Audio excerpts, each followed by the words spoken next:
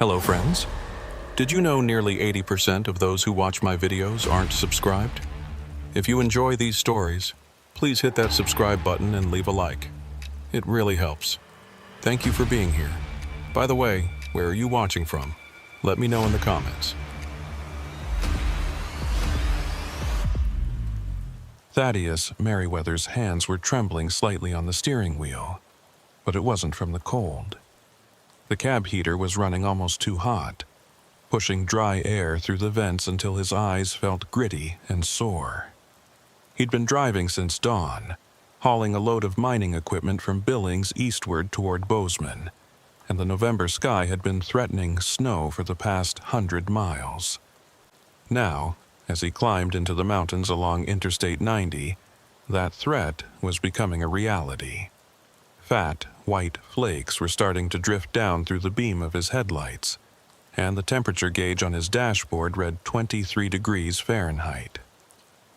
Thad had driven Bozeman Pass more times than he could count over his 15 years behind the wheel. He knew every curve, every grade, every mile marker between Livingston and Bozeman. The pass wasn't particularly high by Montana standards, just over 6,000 feet, but it could be treacherous in winter. The combination of elevation, wind funneling through the gap in the mountains, and sudden temperature drops created conditions that could turn deadly in minutes. Black ice was the worst of it. That invisible layer of frozen moisture that formed on the pavement without warning, so thin you couldn't see it until your tires were already sliding across it, and by then it was usually too late to do anything but pray. The CB radio crackled with static, then a voice broke through. Eastbound traffic on I-90 approaching Bozeman Pass. Be advised we're getting reports of slick conditions near mile marker 274. A couple of four-wheelers went off the road about 20 minutes ago. State Patrol's on scene, but they're recommending chains or pulling over until the plows get through. The voice belonged to another trucker. Probably someone who'd already passed the trouble spot and was giving the standard courtesy warning. Thad keyed his mic and acknowledged, then checked his mirror to see if anyone was following close behind him. The highway was nearly empty, just a few sets of taillights disappearing into the gathering snow behind him. Mile marker 274 was still about 8 miles ahead, which gave him time to think. He could pull over at the next exit and wait out the storm, but that would put him hours behind schedule. The mining company in Bozeman needed this equipment by morning, and they were paying premium rates for the expedited delivery. On the other hand, no amount of money was worth sliding off a mountain road in a 70,000-pound rig. Thad had seen too many wrecks over the years, too many trucks crumpled at the bottom of ravines to take winter driving lightly. He eased off the accelerator slightly, bringing his speed down from 60 to 50, then to 45. The engine downshifted with a low growl, and he felt the Jake brake kick in to help control his speed on the grade. The snow was falling harder now, building up on his windshield faster than the wipers could clear it. Visibility was dropping quickly, the world beyond his headlights reduced to a swirling white void. Thad turned up the defroster and leaned forward, squinting through the glass at the road ahead. The pavement looked wet, but not icy, the tires still gripping normally as he navigated the gentle curves. Maybe the reports were exaggerated, he thought. Maybe the worst of it was behind him, and he'd make it through without incident. But even as the thought formed, he felt something change. The truck's handling subtly shifted, the steering becoming just a fraction lighter, the wheels responding to his inputs with a delayed, floating sensation that made his stomach clench. Black ice. He was on it now, that deadly invisible film that turned asphalt into glass. Thad's training took over immediately. He kept his movements smooth and minimal, no sudden corrections, no heavy braking. The truck drifted slightly toward the center line and he turned the wheel gently to compensate, feeling the tires slip and catch, slip and catch. His heart was hammering, but his breathing stayed controlled. This was manageable. He'd driven through worse. The key was to stay calm, maintain momentum, and ride it out until he reached a section of road with better traction. Then he saw the lights. Red and blue strobes cutting through the snow ahead, the unmistakable pattern of emergency vehicles. Thad's first thought was relief. The state patrol was already on scene, probably directing traffic around whatever accident had occurred. But as he got closer, something about the scene didn't look right. The emergency lights were positioned strangely, some on the right shoulder, others in the median, and one set appeared to be in the middle of the eastbound lanes. He couldn't see any vehicles except for what looked like a single patrol car, and there were no flares or warning triangles set out, no trooper directing traffic. The CB crackled again, but this time the voice was different, distorted, barely audible through waves of static. Eastbound, mile 274, watch for crossing lanes. The transmission broke up completely, leaving only white noise. Thad frowned and reached for the microphone. "Say again, I didn't copy. You're breaking up pretty bad." No response. He tried again, but the CB had gone completely silent except for a low hum that seemed to pulse in rhythm with his heartbeat. He smacked the side of the radio with his palm, a gesture that never actually fixed anything but made him feel like he was doing something. The hum continued, unchanged.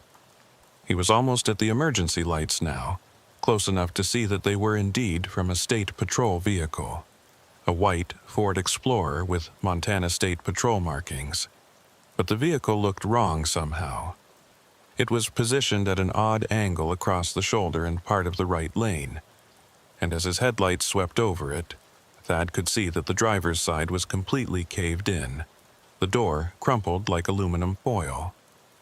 The windows were shattered, glittering fragments of safety glass scattered across the pavement. But there was no trooper visible, no ambulance, no tow truck, just the wrecked patrol car sitting there in the falling snow with its lights still flashing. Thad's foot moved toward the brake, then stopped. Touching the brakes on black ice could send him into a spin, and the last thing he needed was to add his rig to whatever disaster had already happened here. He let the truck slow naturally, using the engine compression to reduce his speed as he tried to process what he was seeing.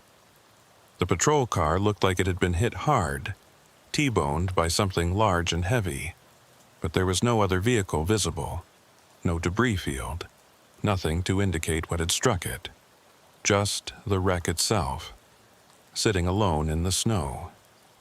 As he crept past the patrol car, Thad's headlights illuminated something else. Tracks in the snow, fresh ones, cutting diagonally across both eastbound lanes from the median to the right shoulder. They weren't tire tracks, not exactly. They were more like grooves, two parallel lines about 6 feet apart, as if something heavy had been dragged or had slid across the highway. But the pattern didn't make sense. The grooves were too uniform, too straight, and they crossed the patrol car's position without deviation, as if whatever made them had simply passed through the vehicle rather than colliding with it. The CB suddenly erupted with sound, making Thad jump. But it wasn't a voice. It was a tone. A single sustained note, high and piercing, that made his teeth ache. He reached for the volume knob to turn it down, but before his fingers touched it, the tone cut off and was replaced by that same distorted voice he'd heard earlier. Mile marker 274, November 8th, 11:47 p.m., eastbound collision, multiple vehicles, black ice conditions. The voice was reading what sounded like an accident report, but the date was wrong. Today was November 8th, but it was only 9:30 p.m. according to his dashboard clock. And the voice kept repeating the same information over and over, like a recording stuck in a loop. Thad grabbed his phone from the cup holder and tried to dial 911, but there was no signal. He was in the mountains, in a storm, and the nearest cell tower was probably miles away.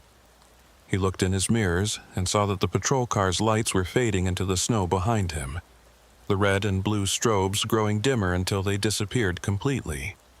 He was alone on the highway now, just him and the truck and the falling snow, and that voice on the CB radio droning on about an accident that hadn't happened yet. He tried to convince himself that he was misunderstanding the situation. Maybe the patrol car had been there for hours, and he just hadn't heard about it. Maybe the CB transmission was coming from somewhere else, bouncing off the mountains in a way that made it sound distorted and strange. Maybe the tracks in the snow were from a previous accident that had already been cleared away. There were logical explanations for everything if he just thought it through. But the feeling in his gut told him otherwise. Something was wrong here. Wrong in a way that went beyond bad weather and icy roads.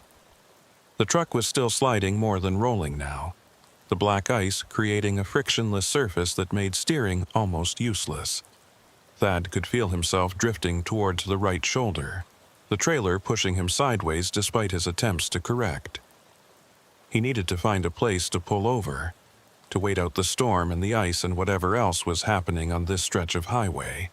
But the shoulder was narrow and uneven, dropping off sharply on the right side into darkness.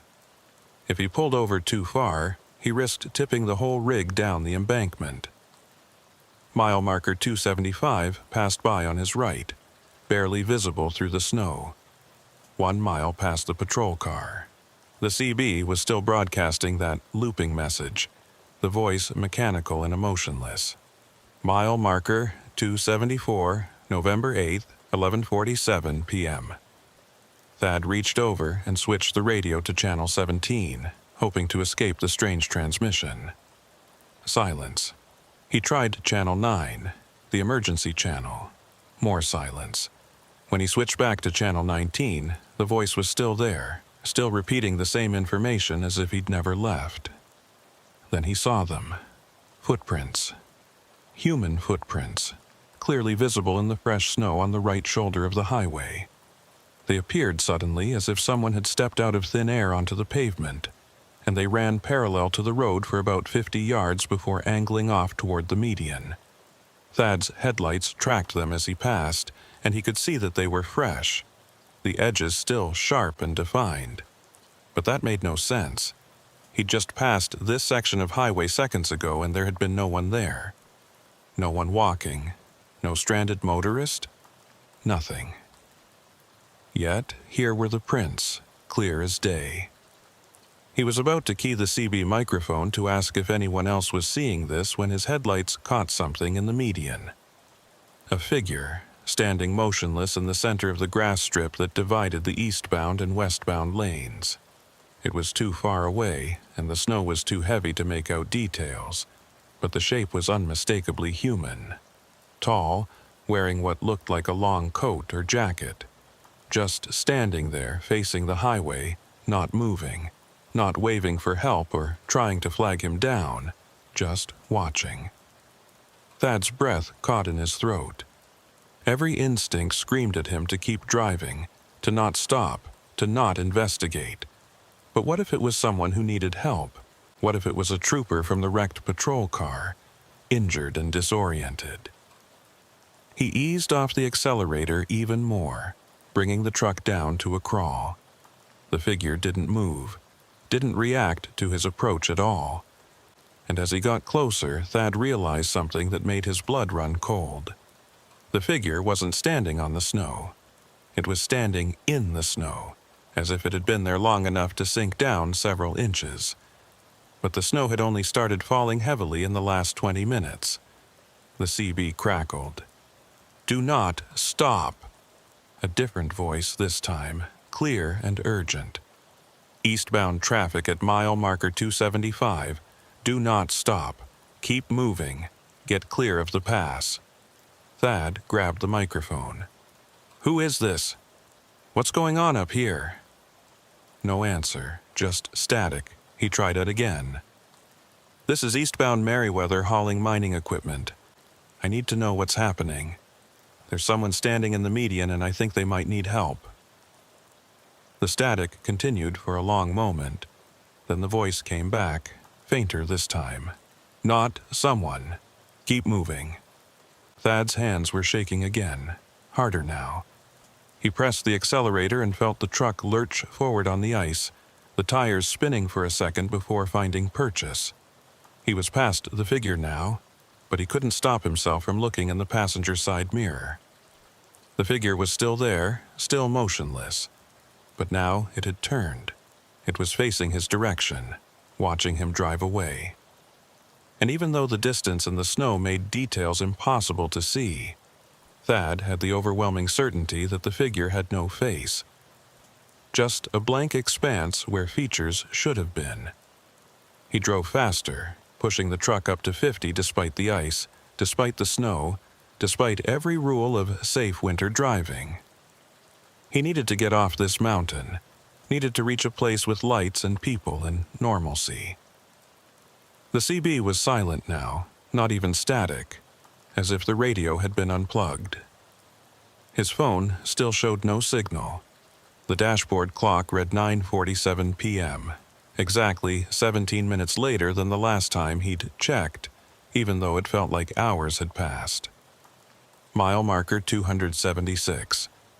Mile marker 277. The snow was easing slightly, visibility improving from near zero to maybe 100 yards. Thad could see the road ahead more clearly now, could see that he was climbing toward the summit of the pass. Another mile, and he'd start the descent toward Bozeman, down out of the worst weather, down to where the pavement would be clearer and the ice would thin out. Just one more mile. That's when he saw the vehicle. It was in the eastbound lanes ahead of him, sideways across both lanes, a dark SUV with its hazard lights flashing weakly. As Thad's headlights illuminated it, he could see steam or smoke rising from under the hood, and the driver's side door was hanging open. But like the patrol car, there was no one visible. No driver, no passengers, no one standing on the shoulder waiting for help. Just an abandoned vehicle blocking the highway. Thad's mind raced. He was still sliding on ice, still moving too fast to stop safely. The SUV was directly in his path, and if he tried to swerve around it, he'd either jackknife the trailer or go off the road completely. He had maybe 3 seconds to make a decision. His foot moved to the brake, touching it lightly, feeling the anti-lock system pulse under his boot. The truck shuddered, slowing but not stopping, and he turned the wheel carefully to the left, aiming for the narrow gap between the SUV and the median. The trailer swung out behind him, the rear wheels losing traction and starting to come around. Thad could feel the rig beginning to jackknife, could feel control slipping away. He counter-steered instinctively, turning into the skid, and somehow, miraculously, the trailer straightened out. He shot past the SUV with maybe 6 inches to spare on the left side, close enough to see through the open driver's door, close enough to see that the interior was empty, except for a cell phone lying on the center console, its screen still glowing. Then he was past it, the SUV shrinking in his mirrors, and he was still upright, still moving, still on the road. The descent began, the grade tilting downward, and Thad could feel the truck wanting to accelerate. He kept his foot off the brake and used the Jake brake and transmission to control his speed, letting gravity and friction do their work. The snow was definitely lighter now, the wind less intense. He was going to make it. He was going to get down off this mountain and into Bozeman, and he was never going to drive Bozeman Pass at night in winter again, as long as he lived. Mile marker 278 appeared on his right, then 279. The ice was breaking up, patches of wet pavement appearing between the frozen sections. Thad's grip on the steering wheel loosened slightly, his breathing coming easier. Whatever he'd experienced up there near the summit, whatever strange things he'd seen, they were behind him now. He'd made it through. But even as relief flooded through him, a part of his mind was cataloging the impossibilities. The wrecked patrol car with no accident scene, the footprints that appeared from nowhere. The figure in the median, the SUV blocking the road, and that voice on the CB reporting an accident at 11:47 p.m. on November 8th, more than 2 hours before it could possibly happen. The CB suddenly came to life again, clear as a bell, as if the strange interference had never existed. Eastbound traffic descending from Bozeman Pass, how's the road treating you? It was a different voice, friendly and casual, the standard trucker small talk. Thad keyed the mic, surprised at how steady his voice sounded. This is eastbound Merriweather. Roads are getting better past mile marker 280. Still some ice up near the summit, though. You might want to chain up if you're heading west. There was a pause. Then the other driver responded. Roger that. Haven't heard any accident reports tonight, so that's good news. Drive safe out there. No accident reports. Thad thought about the patrol car, about the SUV, about everything he'd seen. He almost asked the other driver if he'd passed any wrecks or emergency vehicles, but something stopped him. What would he say? That he'd seen vehicles that might not have been there? That he'd received CB transmissions from the future? That a faceless figure had watched him from the median? He'd sound crazy. Or worse, he'd sound like someone suffering from highway hypnosis or fatigue-induced hallucinations. So instead, he just acknowledged and set the mic back in its clip. Mile marker 282. The lights of Bozeman were visible now, a warm glow on the horizon that promised civilization and safety. Thad's hands had finally stopped shaking, but his mind was still racing, trying to make sense of what had happened. He'd driven through something up there on the pass, experienced something that defied explanation. But what? A premonition? A time slip? A warning? Or just the product of stress and bad weather and a tired mind playing tricks? He'd never know for certain, but as he guided his truck down toward the valley floor, toward the delivery depot and a hot meal and a warm bed, Thaddeus Merriweather made himself a promise. Tomorrow, he'd check the news reports, listen to the police scanner, maybe even call the State Patrol dispatch and ask if there had been any accidents on Bozeman Pass on November 8th. And if he found that there had been a wreck at mile marker 274 at 11:47 p.m., if he learned that a State Patrol vehicle had been struck and damaged at exactly that time and place, then he'd know. He'd know that what he'd experienced wasn't a hallucination or a dream. He'd know that somehow, impossibly, he'd been given a glimpse of something that hadn't happened yet. A warning on the ice. The delivery depot in Bozeman was quiet when Thad pulled in just after 11 p.m. The security guard at the gate, a heavy-set man with a gray beard, waved him through without much interest, barely looking up from his phone. Thad backed the trailer into Dock 7 and killed the engine, but he didn't get out right away. He sat there in the darkness of the cab, listening to the engine tick as it cooled, watching the snow continue to fall in the yellow pools of the parking lot lights. His hands had stopped shaking an hour ago, but the memory of what he'd seen on the pass was still vivid, still refusing to fade into the comfortable blur of road fatigue. He finally climbed down from the cab and walked into the depot office to complete the paperwork. The night manager, a thin woman in her 40s with her hair pulled back in a tight bun, processed his delivery receipt with efficient indifference. "Equipment's not needed until morning anyway," she said, stamping the forms. "You can park in the lot overnight if you want. There's a diner 2 blocks east that's open 24 hours. Thad thanked her and asked if she'd heard anything about accidents on the pass tonight. She shook her head. Been quiet. Storm kept most of the traffic off the roads. You have any trouble coming over? He hesitated, then just said the ice was bad near the summit and left it at that. The diner was called the Grizzly Peak, and it looked exactly like every other truck stop restaurant Thad had ever been in. Vinyl booths, laminate tables, fluorescent lights that made everyone look slightly ill, and the smell of coffee and fryer grease hanging in the air. There were only 3 other customers at this hour, all of them sitting alone at separate booths, staring at their phones or into their coffee cups.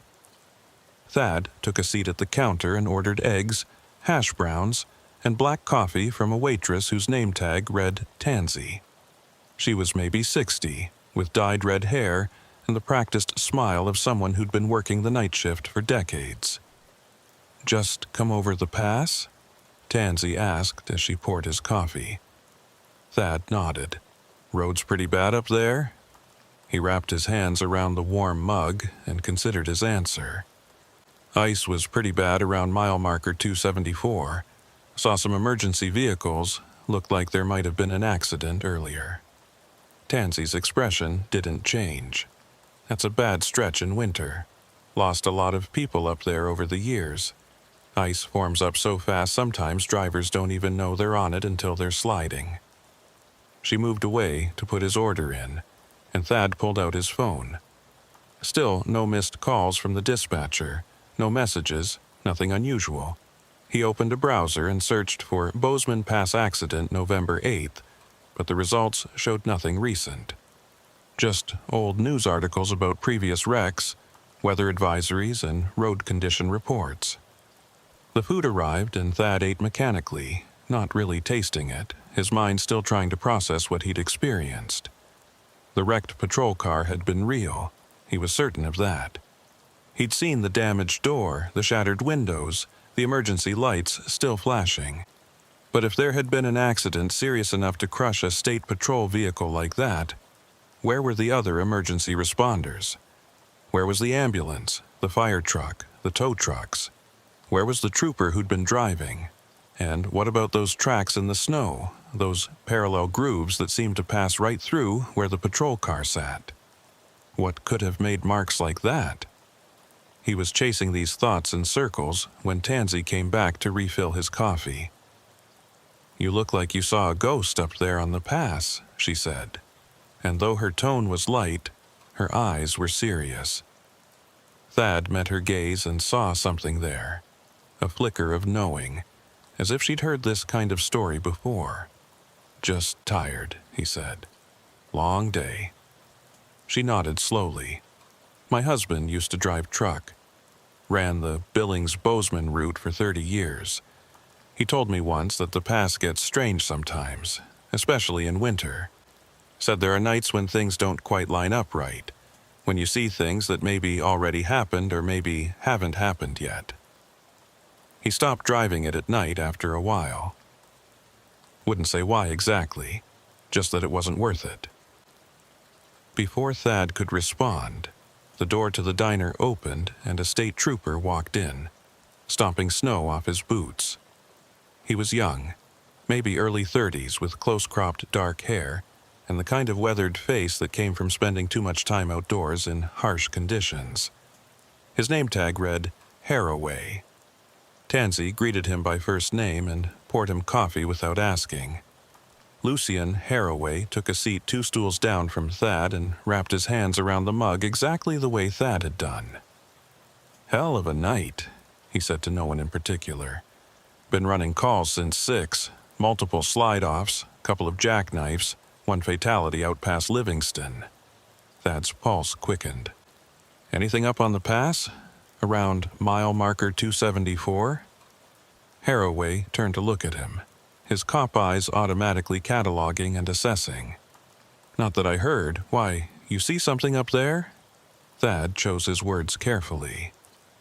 "Thought I saw emergency lights. Looked like maybe a patrol car had been in an accident. But when I got closer, there was nobody around." Haraway's expression shifted, became more guarded. "What time was this?" Thad checked his phone. "About 9:30, maybe 9:45. The trooper was quiet for a moment, then shook his head. "We didn't have any units in that area tonight. Budget cuts. We're spread pretty thin. Closest car to the pass would have been me, and I've been down in the valley all evening." Something about the way Haraway said it felt off to Thad, like the trooper was being carefully truthful but not completely forthcoming. The vehicle I saw had Montana State Patrol markings, Thad pressed. White Ford Explorer looked like it had been T-boned on the driver's side. Lights were still flashing, but no one was there. Haraway's jaw tightened. He glanced at Tansy, and Thad saw her give a small shake of her head, a gesture so subtle he almost missed it. "Like I said," Haraway repeated, "we didn't have any units up there tonight. Maybe you saw an old wreck that hadn't been cleared yet, or maybe the weather was playing tricks. Happens sometimes in heavy snow." Thad knew he was being dismissed, knew that the trooper wasn't going to give him anything more. But the look that had passed between Haraway and Tansy told him they both knew something they weren't saying. He decided to push a little harder. "What about the CB radio? I was monitoring Channel 19 and I heard someone giving an accident report for mile marker 274. Said the time was 11:47 p.m., but that was impossible because it was only 9:30 when I heard it." Now, Haraway's expression changed completely. The professional cop mask slipped, and for just a second, Thad saw something else underneath, something that looked like fear. "You heard that transmission?" the trooper asked quietly. Thad nodded, clear as day, kept repeating the same information over and over. Mile marker 274, November 8th, 11:47 p.m., multiple vehicle accident, black ice conditions. The diner had gone very quiet. Even the other customers seemed to be listening now, though they weren't looking directly at the conversation. Tansy had stopped moving, standing frozen with the coffee pot in her hand. Haraway stared at Thad for a long moment, then seemed to come to some kind of decision. "How long you planning to be in town?" he asked. "I've got some things I need to check on, and I might need to talk to you again tomorrow." Thad shrugged. "I'm empty until my dispatcher lines up another load. Could be here a day or two." Haraway pulled out a business card and slid it across the counter. "Call me tomorrow morning. Not on the department line. Use my cell number on the back, and don't talk to anyone else about what you saw tonight." Not yet. Before Thad could ask why, Haraway stood up, dropped a $5 bill on the counter, and walked out of the diner without touching his coffee. Through the window, Thad watched him sit in his patrol car for several minutes, talking on his radio, before finally driving away. Tansy came over and topped off Thad's mug even though it was still mostly full. "Lucian Haraway is a good man," she said quietly. "If he says not to talk about it, there's probably a reason. This town has a long memory, and some things are better left alone." Thad wanted to ask what she meant, but something in her expression told him she'd already said more than she intended. He finished his meal in silence and paid his bill. Outside, the snow had stopped, and the sky was beginning to clear, revealing patches of stars between the clouds. The temperature had dropped even further, and Thad's breath formed white clouds in the air as he walked back toward the depot. The streets of Bozeman were nearly empty. Just a few cars creeping along the icy roads, their headlights creating overlapping cones of light in the darkness. Thad's truck was where he'd left it, parked in the secure lot behind the depot, and he climbed into the sleeper berth with the intention of getting a few hours of rest before morning. But sleep wouldn't come. Every time he closed his eyes, he saw that wrecked patrol car, saw the faceless figure standing in the median, saw those impossible tracks cutting through the snow. He lay there in the darkness, listening to the tick and creak of the cooling engine, watching the shadows move across the ceiling of the sleeper berth as headlights from the street passed by. Around 1 a.m. he gave up and climbed back into the driver's seat, turning on the CB radio more out of habit than any real purpose. The radio crackled to life and he scanned through the channels, listening to the late-night chatter of other drivers scattered across the western states. On Channel 19, he heard the familiar voices of truckers swapping stories and sharing information. Someone was talking about weather in Wyoming. Someone else was complaining about load rates. Normal conversation, comfortable and mundane. Thad was about to switch off the radio when he heard it again. That same voice, that same mechanical tone breaking through the other transmissions. Mile marker 274, November 8th, 11:47 p.m., eastbound collision, multiple vehicles, black ice conditions. The same loop he'd heard on the pass, repeating endlessly. Thad grabbed the microphone. "Who is this? Identify yourself." The transmission continued, ignoring him. Mile marker 274, November 8th, 11:47 p.m. Other voices broke in now, other drivers hearing the strange broadcast. "Someone's got a stuck mic," one said. "Must be transmitting on a loop somehow." Another voice, older and more weathered. "That's not a stuck mic, that's the pass. You new boys probably haven't heard it before, but that transmission's been coming through on and off for years. Always the same message, always about an accident at 274. Thad keyed the mic again. "This is Merriweather. I drove through 274 tonight and I saw a wrecked patrol car up there. Is this transmission related to that?" The older voice came back immediately. "You saw it, the Explorer with the crushed door?" Thad confirmed. "Then you're lucky to be talking to us right now," the voice continued. "Most people who see that car don't make it off the pass." The CB erupted with multiple voices then, everyone trying to talk at once. Someone was calling the older driver crazy, saying it was just a local legend. Someone else was defending the story, claiming their brother had seen the same thing back in the 80s. Thad tried to cut through the noise. "Can someone please explain what's going on? What is that patrol car?" The older voice came back, and this time the static was less pronounced, as if the driver had gotten closer. "It's a ghost, son. A warning. That transmission you heard, that's from a real accident that happened back in 1987. Trooper named Whitlock was responding to a multi-vehicle pileup at mile marker 274 during a winter storm. Black ice conditions, just like the message says. She got hit by a semi that was sliding out of control, T-boned right on the driver's side.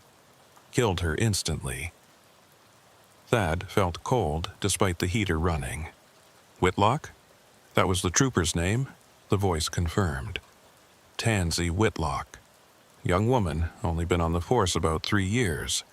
They say she was trying to warn eastbound traffic about the ice when she got hit. And ever since then, on certain nights, her patrol car appears up there on the pass. Some people see it, some don't.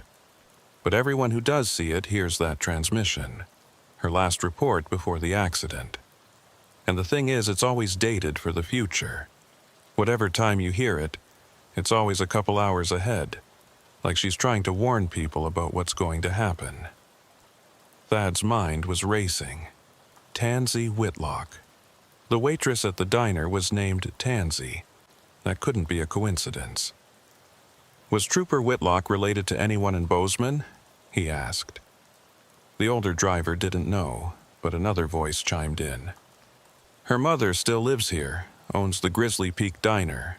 Real nice lady, been running that place for 40 years. Never talks about what happened to her daughter, though." The pieces were falling into place now, and Thad didn't like the picture they were forming. The waitress who'd told him about her truck-driving husband, who'd warned him that some things were better left alone. She'd lost her daughter on that pass, had been living with that loss for over 30 years. He was about to ask more questions when the CB went dead again. Not static, not interference, just complete silence as if someone had pulled the plug on every radio in the state. Thad switched channels, tried different frequencies, but got nothing. His phone showed it was 1:47 a.m., and outside the truck he could hear sirens in the distance, growing closer. Multiple vehicles by the sound of it, all heading in the same direction. He climbed out of the cab and walked to the edge of the parking lot where he could see the street. Fire trucks and ambulances were racing past, their lights painting the snow red and white as they headed west toward the interstate, toward Bozeman Pass, toward mile marker 274, and according to his phone, it was exactly 2 hours before 11:47 p.m. would arrive. Thad pulled out the business card Haraway had given him and dialed the cell number on the back. The trooper answered on the second ring, sounding wide awake despite the hour. Haraway. Thad didn't bother with preliminaries. There's an accident happening right now on the pass, isn't there? At mile marker 274. There was a long silence, then Haraway sighed. How did you know? Thad explained about the CB transmission, about what the other drivers had told him, about the pattern. Every time someone sees that patrol car and hears that transmission, does an accident actually happen 2 hours later? Not every time, Haraway said quietly, but often enough that we take it seriously. I got the call about 20 minutes ago. Semi jackknifed on the ice at 274, took out 2 passenger vehicles and another truck. 3 fatalities so far, maybe more. We're still working the scene. Thad's legs felt weak. I drove through that exact spot tonight. If I'd been 2 hours later...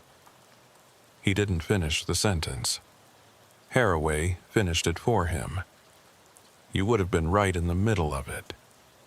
Whatever you saw up there tonight, whatever you heard on that radio, it saved your life. Trooper Whitlock is still trying to do her job, still trying to warn people, even 37 years after she died doing it.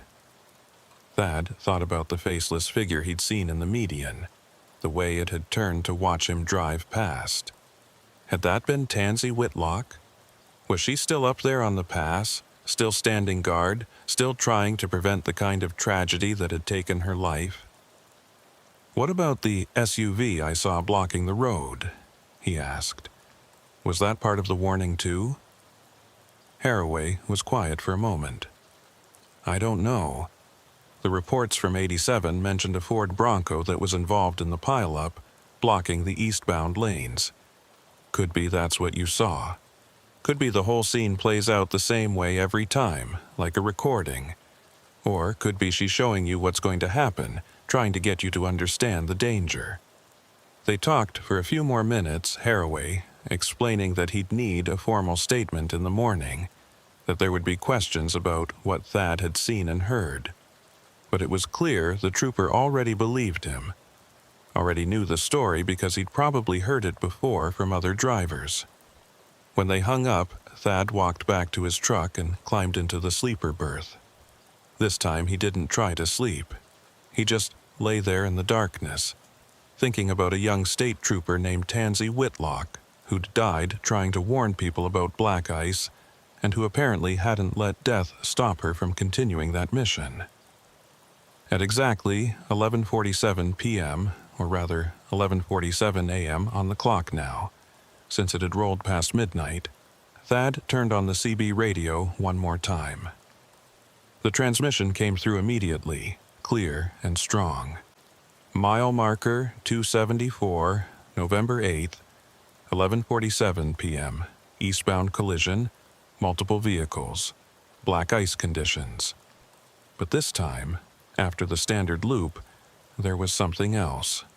A woman's voice, young and clear, speaking directly through the static. Drive safe out there. The roads can turn on you in a heartbeat. Watch for ice. Then silence. Thad grabbed the microphone. Trooper Whitlock, is that you? No response. Just the normal chatter of the CB resuming. Drivers talking about routes and weather and all the mundane details of life on the road. But Thad knew what he'd heard. Knew that somewhere on Bozeman Pass, in the snow and the darkness and the cold, Tansy Whitlock was still on duty, still protecting travelers, still doing her job the only way she could. And he knew that her mother, serving coffee and eggs in a diner 2 blocks away, carried the weight of that knowledge every day, unable to talk about it, unable to explain that her daughter had never really left. As dawn began to break over the mountains, painting the snow pink and gold, Thad made a decision. When his dispatcher called with the next load, he'd turn it down if it meant driving Bozeman Pass. He'd find other routes, other jobs, other ways to make a living. Not because he was afraid, though he was, but because some roads demanded a price for passage that he wasn't willing to pay.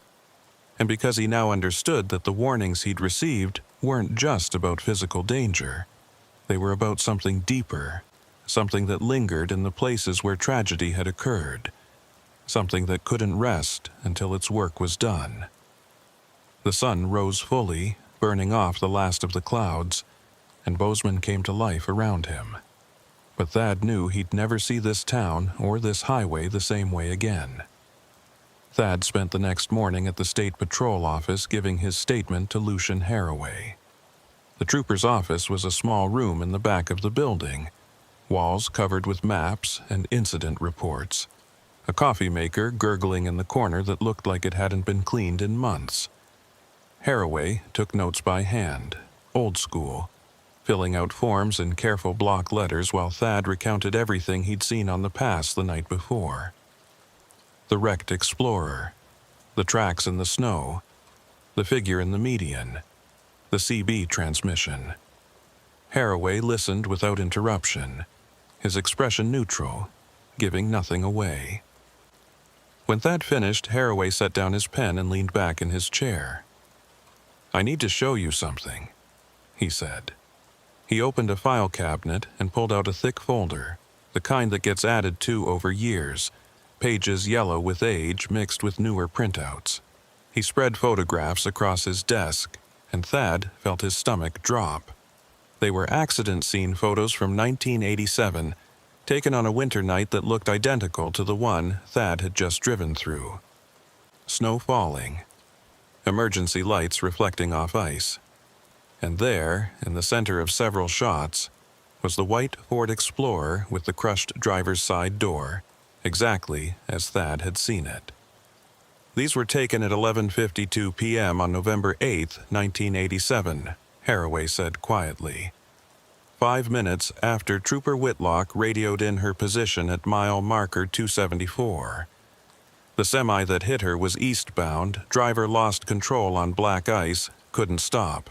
The vehicle spun sideways and T-boned her patrol car while she was parked on the shoulder with her lights on, trying to warn traffic. He pointed to another photo, this one showing parallel grooves in the snow crossing the eastbound lanes. These marks are from the semi's trailer. It was a flatbed hauling steel I-beams. When it jackknifed, the beams shifted and dragged across the pavement. That's what made those tracks you saw.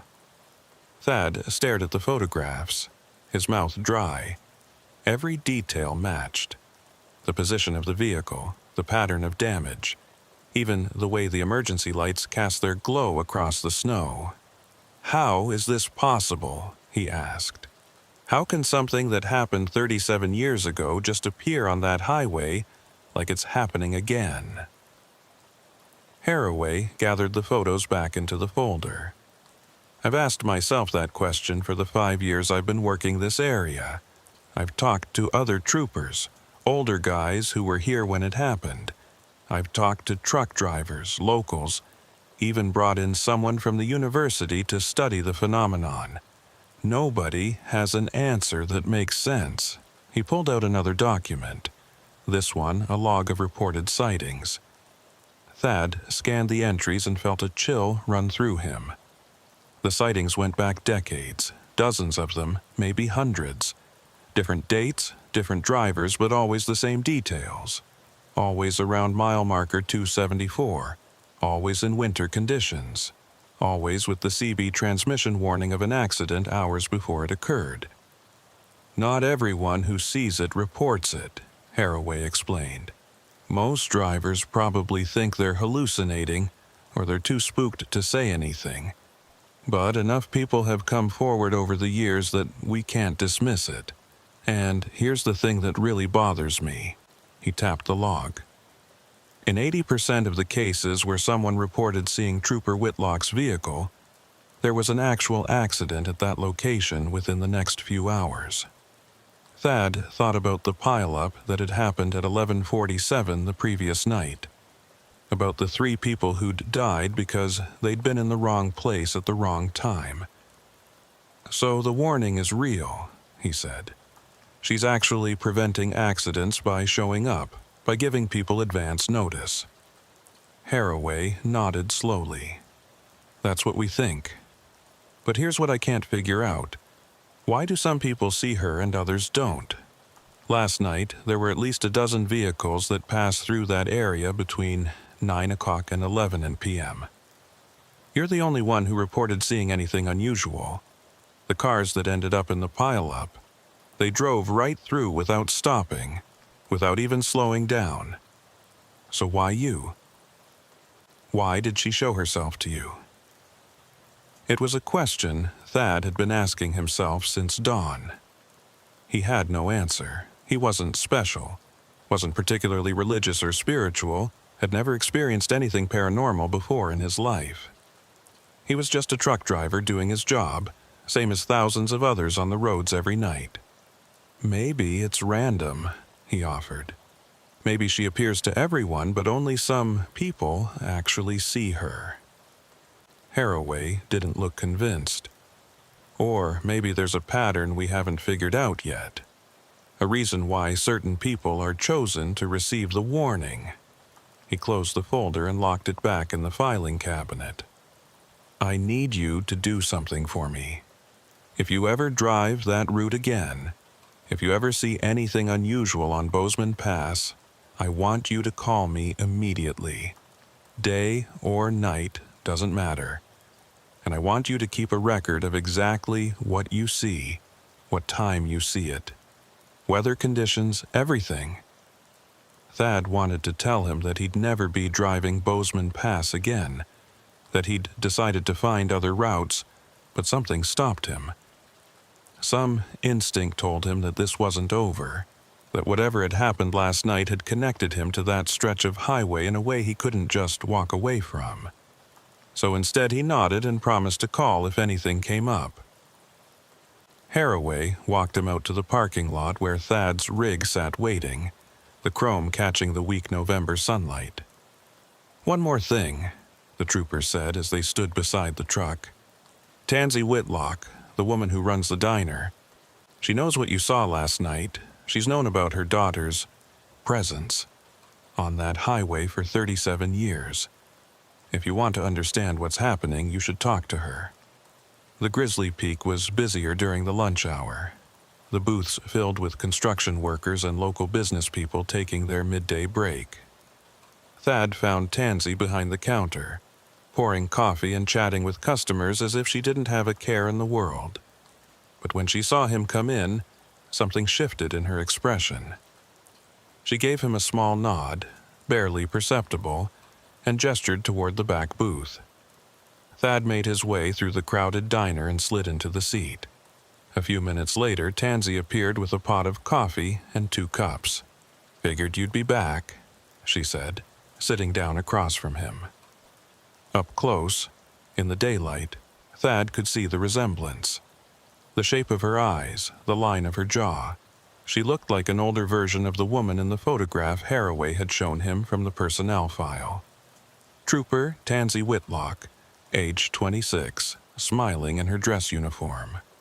Lucian told me you gave a statement this morning, she continued. Told me you saw my daughter's car on the pass, heard her voice on the radio. Thad nodded, unsure what to say. How did you talk to a mother about her dead daughter appearing on a highway as a ghost? Tansy saved him from having to figure it out. I know what you're thinking. You're thinking I'm some grief-stricken old woman who's convinced herself her daughter is still alive in some way because I can't let go. But that's not what this is. I know Tansy is dead. I buried her in 1987, went to the funeral, watched them lower her casket into the ground. She's gone, and no amount of wishing will bring her back. She paused, staring down into her coffee cup. But something of her stayed behind on that pass. Something that won't rest, won't move on, and I think I know why. She told Thad about the night of the accident, details that hadn't been in the official reports or the newspaper articles. How her daughter had volunteered for the night shift even though she had the next day off, because another trooper had called in sick and they were short-staffed. How she'd been excited about a date she had planned for the following weekend with a guy she'd met at a training seminar. How she'd called her mother from the patrol car around 9 p.m. to check in, to say the roads were getting bad and she was heading up to the pass to monitor conditions. That was the last time Tansy heard her daughter's voice. The real voice, not the one that came through on CB radios in the middle of winter nights. The thing about my Tansy, the older woman said, was that she took her job seriously. Too seriously, her sergeant used to say. She believed that being a state trooper meant protecting people, really protecting them, not just writing tickets and directing traffic. So when she got the call about vehicles sliding off the road at mile marker 274, she didn't hesitate. She went straight there and set up to warn eastbound traffic. She was doing everything right, everything by the book. But the semi that hit her, the driver never saw her lights. He was going too fast for conditions, wasn't paying attention, and by the time he realized he was on ice, it was too late. Tansy's hands tightened around her coffee cup. He survived, you know. The truck driver. Walked away with minor injuries while my daughter died instantly. They charged him with negligent homicide, but he only served 18 months. 18 months for taking my baby's life. There was no bitterness in her voice, just a flat recitation of facts. As if she'd told this story so many times, the emotion had been worn smooth. But here's the thing I've come to understand over all these years. My daughter died trying to save lives, and she's still trying to save lives. Every time she appears on that highway, every time someone sees her car or hears her voice, she's doing exactly what she was doing the night she was killed. She's warning people, protecting them, and I have to believe that she's succeeded more times than she's failed. Thad thought about the 3 people who died in the pileup at 11:47 p.m., wondered if Trooper Whitlock considered those deaths a failure. "How many people do you think she's saved?" he asked. Tansy shrugged. "No way to know for sure. How do you count the accidents that didn't happen? The drivers who saw her warning and slowed down, or took a different route, or pulled over to wait out the storm? All I know is what Lucian tells me, and what other troopers have told me over the years. That on nights when someone reports seeing my daughter's patrol car, the accident rate on that section of highway drops significantly. People are more careful, more aware. Maybe that's her real gift, not preventing every tragedy, but making people pay attention to the danger." They sat in silence for a while, the noise of the diner washing over them. Finally, Thad asked the question that had been nagging at him since the previous night. "Why did I see her? What made me different from all the other drivers on the road last night?" Tansy looked at him with those knowing eyes that had seen too much loss and somehow survived it. "I think she chooses people who will listen, people who will take the warning seriously instead of dismissing it. You didn't just see her car and keep driving.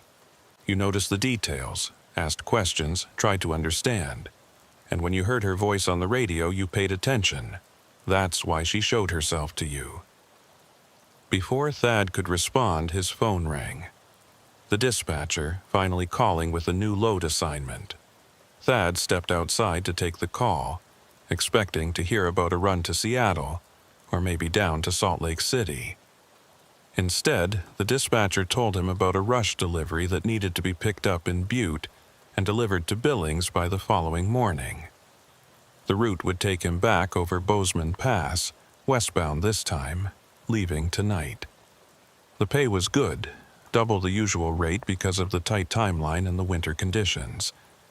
Thad started to decline, started to say he wasn't available, but something made him pause. He looked back through the diner window at Tansy, sitting alone in the booth, staring at nothing. He thought about Trooper Whitlock standing in the median in the snow, turning to watch him drive past, still doing her duty 3 decades after her death. And he thought about what Haraway had said, about there maybe being a reason why certain people received the warning. "I'll take it," he told the dispatcher. "Send me the pickup details." When he went back inside, Tansy was gone. The booth was empty, the coffee cups cleared away. But there was a note left on the table, written in precise handwriting on the back of a diner receipt. "Be careful on the pass tonight. She'll be watching for you."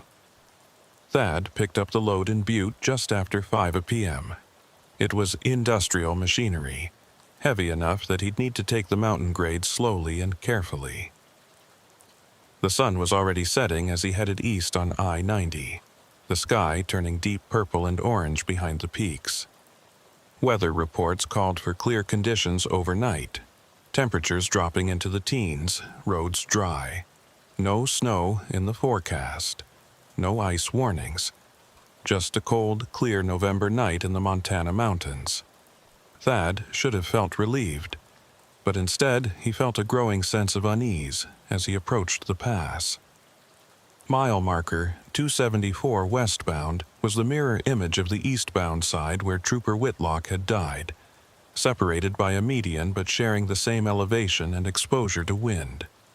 If black ice formed on one side, it would form on the other.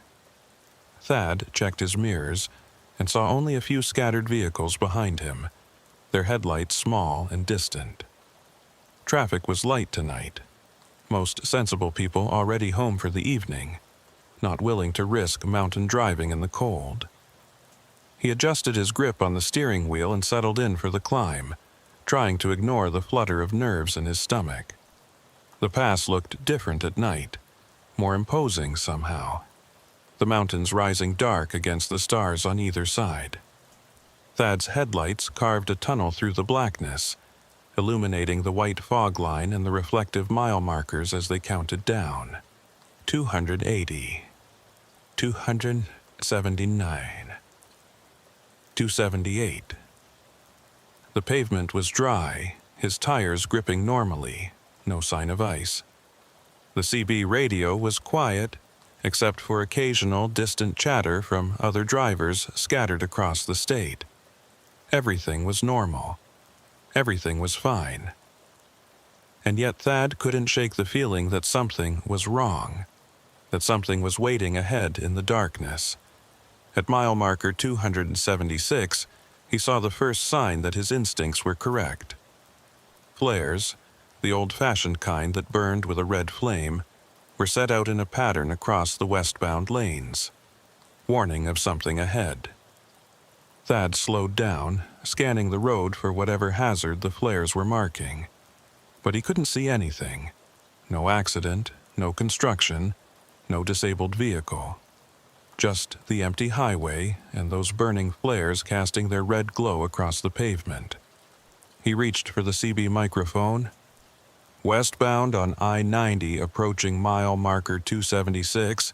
Anybody know what's with the flares? I'm not seeing any kind of incident here." No response. The CB remained silent. Thad crept forward, passing between the flares, expecting to see emergency vehicles or road workers at any moment. But there was nothing. Just more empty highway stretching ahead into the darkness.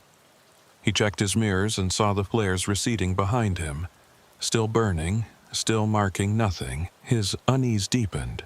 Someone had set out those flares, and recently too, because they were still burning strong. But who and why? He grabbed the mic again. "This is westbound Meriwether at mile marker 276. If there's DOT or State Patrol working this area, please advise. I've got flares set out, but no visible work zone." This time he got a response, but it wasn't what he expected.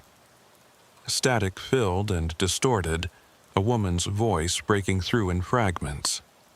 "Westbound, 274, watch for crossing." It was the same voice he'd heard the previous night, Trooper Whitlock's voice, giving a warning he couldn't quite make out. Thad's pulse quickened. "Say again, I didn't copy. What am I watching for?" The static intensified, then cleared suddenly. The voice came through perfectly clear. No distortion, no interference. Watch for the crossing at 274. They don't always stop. Then silence. They don't always stop. What did that mean? Who doesn't stop? Thad's mind raced as he approached mile marker 274, his speed down to 35 miles per hour now, his eyes scanning the road ahead for whatever danger Trooper Whitlock was warning him about. The westbound lanes were empty, no traffic visible in either direction. The pavement was still dry. The temperature gauge on his dash read 18 degrees, cold enough for ice, but no moisture to freeze. Everything looked safe. Everything looked normal. And then he saw them. Headlights appearing suddenly in his lane, heading directly toward him. 2 vehicles, maybe 3, driving westbound in the eastbound lanes. No, that wasn't right. They were in his lanes, the westbound lanes, but they were going the wrong direction. They were heading east directly into oncoming traffic, directly toward Thad's truck. He jerked the steering wheel right, pulling onto the shoulder as the headlights bore down on him. For a fraction of a second, he could see the vehicles clearly. Old cars, 1980s models, a sedan, and a station wagon, and something that looked like a Bronco. They passed him in a rush of displaced air and were gone, vanishing into the darkness behind him. Thad stood on the brakes, the anti-lock system pulsing under his foot as the truck shuddered to a stop on the narrow shoulder. His heart was slamming against his ribs, his breath coming in short gasps. He grabbed the CB mic with shaking hands. "Westbound Merriweather at mile marker 274. I just had 3 vehicles pass me going the wrong way. They were heading east in the westbound lanes. Someone needs to stop them before they cause a head-on collision." He waited for a response, any response, but the radio stayed silent. He tried again, his voice rising. "This is an emergency. Wrong-way drivers at mile marker 274.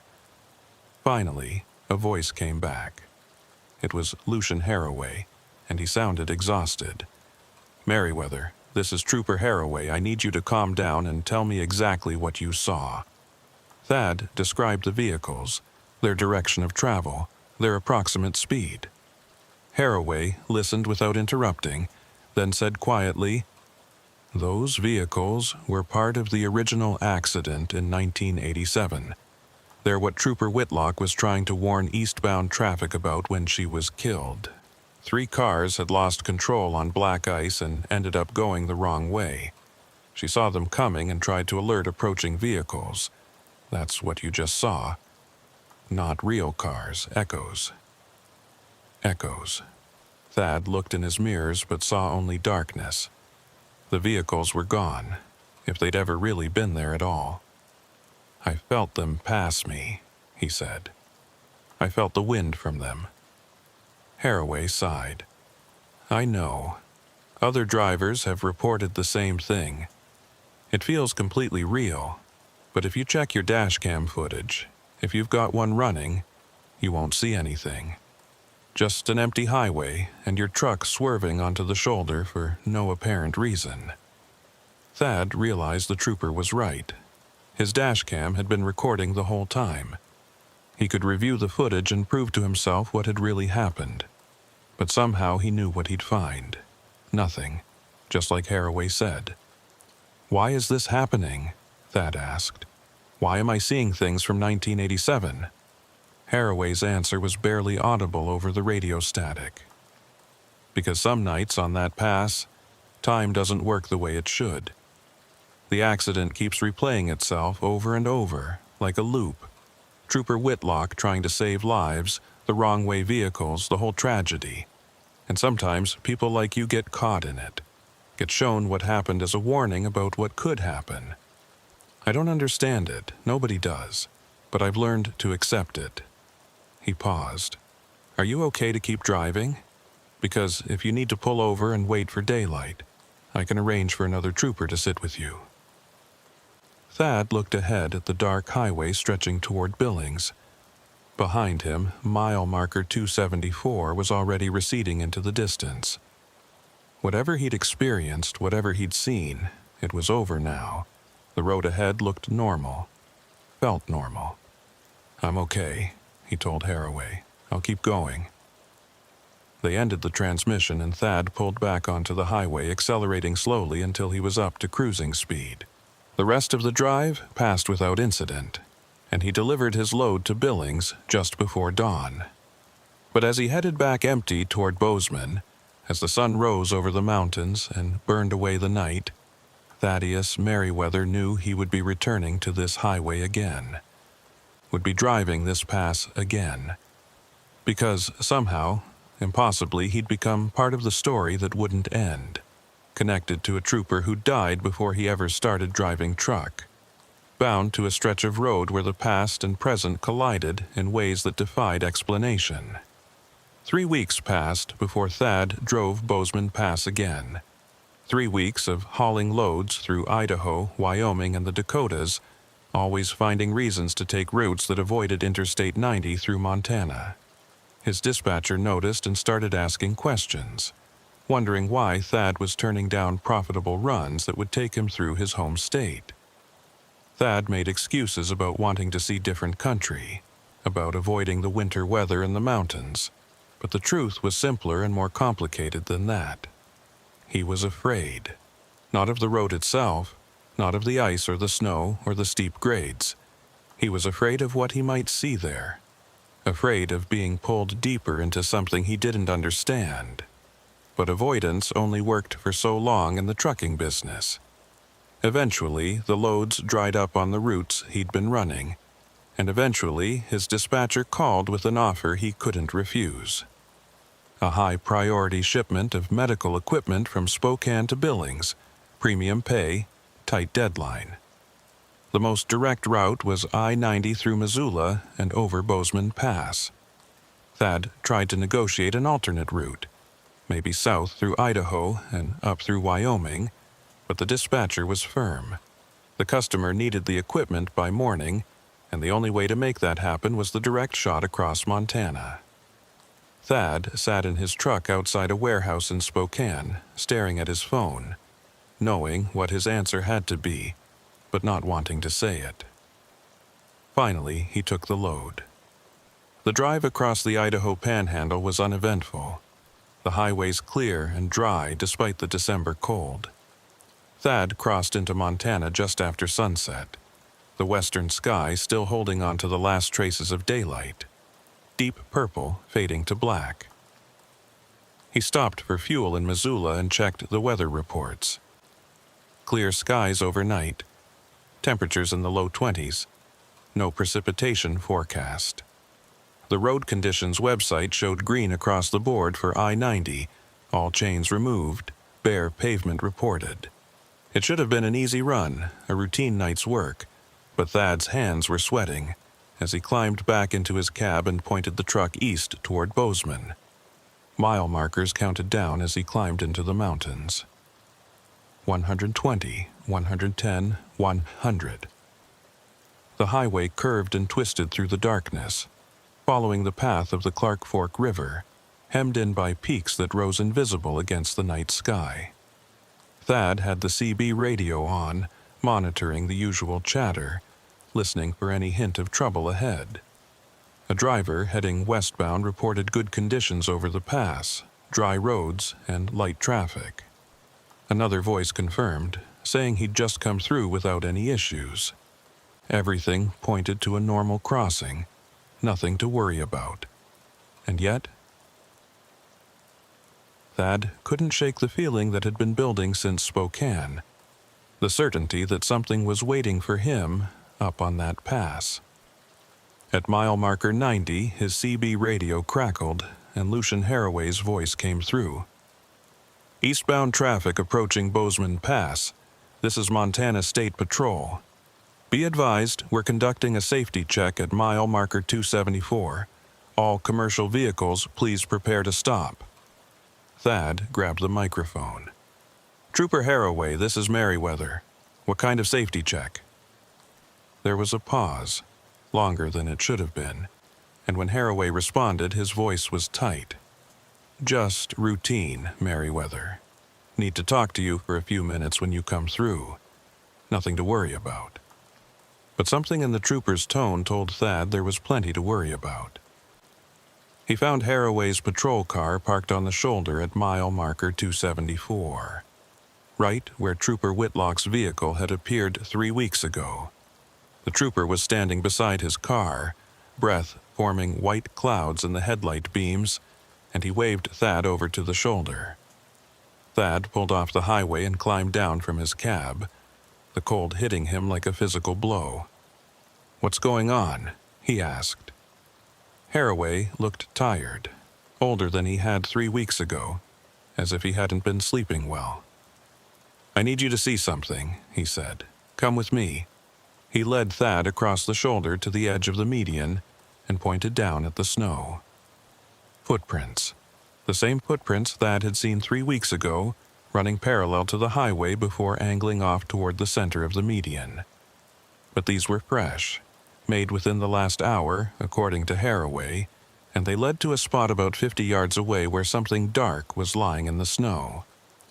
"I got a call about an hour ago," Haraway said quietly. Westbound driver reported seeing a woman standing in the median at this exact location. Said she was wearing what looked like a state patrol uniform. He slowed down to check on her, but by the time he got stopped and backed up, she was gone. Just those footprints leading to that spot where you can see something lying in the snow. Thad felt his stomach clench. "What is it? What's lying there?" Haraway didn't answer, just started walking toward the dark shape in the median. Thad followed, his boots crunching through the frozen crust, his breath coming faster than the walking warranted. As they got closer, he could see it was a coat, a heavy winter coat spread out on the snow as if someone had been lying there and simply vanished, leaving only the coat behind. Haraway knelt down beside it and turned on his flashlight. The coat was a Montana State Patrol issue jacket, the kind troopers wore in winter. The name tag on the breast read Whitlock. Thad took a step back, his mind refusing to process what he was seeing. "That's impossible," he said. "That coat should be in evidence storage or donated to charity or destroyed. It shouldn't be here."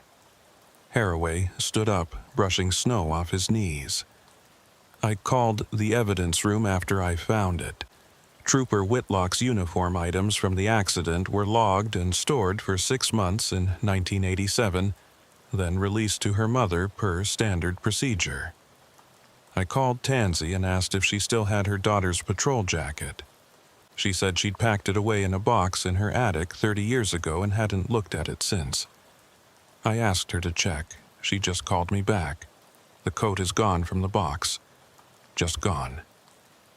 They stood there in the cold and the dark, staring at the jacket lying in the snow. Finally, Thad asked the question neither of them wanted to voice. "Is she trying to tell us something? Is this a message?" Haraway shook his head slowly. "I don't know what this is, but it's the first physical evidence we've ever had that something real is happening here. Not just sightings and voices on the radio, but an actual object that shouldn't exist, appearing in the exact spot where multiple witnesses have reported seeing her." He picked up the jacket carefully, as if it might vanish if handled too roughly. "I'm going to bag this as evidence, and I'm going to request that someone from the State Investigation Unit come take a look. This has gone beyond local folklore. This is something we can't explain away anymore." Thad walked back to his truck, his mind spinning. The coat was real, physical, something that could be touched and photographed and analyzed, which meant the apparitions of Trooper Whitlock weren't just hallucinations or atmospheric phenomena or mass hysteria. She was actually there, somehow, existing in a state that allowed her to manifest physical objects. The implications made Thad dizzy. If she could leave behind a coat, what else could she do? Could she actually interact with the physical world? Could she prevent accidents directly instead of just warning about them? And if so, why didn't she? What were the rules that bound her to that stretch of highway? He was about to climb back into his cab when Haraway called out to him. "Merriweather, wait." The trooper walked over, carrying the bagged jacket. "I need to ask you something, and I need you to be honest. Have you experienced anything unusual in the last 3 weeks? Dreams, visions, anything that might be related to this?" Thad thought about the nightmares he'd been having. The ones where he was driving through endless snow while faceless figures watched from the roadside. The ones where he heard his CB radio broadcasting warnings about accidents that hadn't happened yet. He'd dismissed them as stress, as his mind processing the strange experiences he'd had. But now he wondered. "Just dreams," he admitted. "Nothing concrete. Why?" Haraway looked uncomfortable. "Because the other drivers who've had encounters with Trooper Whitlock, the ones who've reported seeing her vehicle or hearing her voice, some of them have reported ongoing experiences afterward. Continued sightings, premonitions about accidents, a sense of being watched when they drive this route. It's like she forms a connection with certain people, and that connection doesn't break just because they leave the pass." Thad felt cold that had nothing to do with the December temperature. "Are you saying she's haunting me?" Haraway shrugged. "I'm saying she might be trying to communicate with you, trying to use you for something. I don't know what or why. But if you start experiencing anything more than dreams, anything that affects your ability to drive safely, I need to know about it." Thad promised to call if anything unusual happened, then climbed into his truck and got back on the highway. The rest of the trip to Bozeman passed without incident, and he delivered his load just after midnight. But he couldn't stop thinking about that jacket lying in the snow, about Trooper Whitlock manifesting physical objects, about the possibility that she was reaching out to him specifically for some purpose he didn't yet understand. He checked into a motel and tried to sleep, but the dreams came again. This time, they were more vivid, more specific. He dreamed he was driving the pass during a blizzard, visibility near zero, when he saw a figure standing in the middle of the highway waving frantically for him to stop. He hit the brakes, but the truck kept sliding on ice, sliding toward the figure, and just before impact he jolted awake, his heart hammering. The next morning, Thad drove back to the Grizzly Peak for breakfast. Tansy was there, moving between tables with her coffee pot, and when she saw him she gave a small nod of recognition. He waited until the morning rush had cleared out, then approached her at the counter. "Trooper Haraway told me about your daughter's jacket," he said quietly, "about it appearing in the median." Tansy's expression didn't change, but her hand tightened on the coffee pot handle. "I knew that coat was gone the moment he asked me to check. I felt it leave somehow, felt something shift in my house like the air pressure changed. I went up to the attic and the box was still there, still taped shut, but the jacket was gone, like it had never existed." She poured herself a cup of coffee and sat down beside him at the counter. "I need to tell you something," she said. "Something I've never told Lucian or any of the other troopers because I knew they'd think I was crazy. But you've seen her now, experienced what she can do, so maybe you'll understand." She took a sip of coffee, gathering her thoughts. "My daughter appears to certain people for a reason, not randomly. She chooses drivers who are going to be involved in accidents on that pass in the future. Drivers who are going to die there if they don't change something about how they drive, about the choices they make." Thad felt his blood turn cold. "What are you saying?" Tansy met his eyes.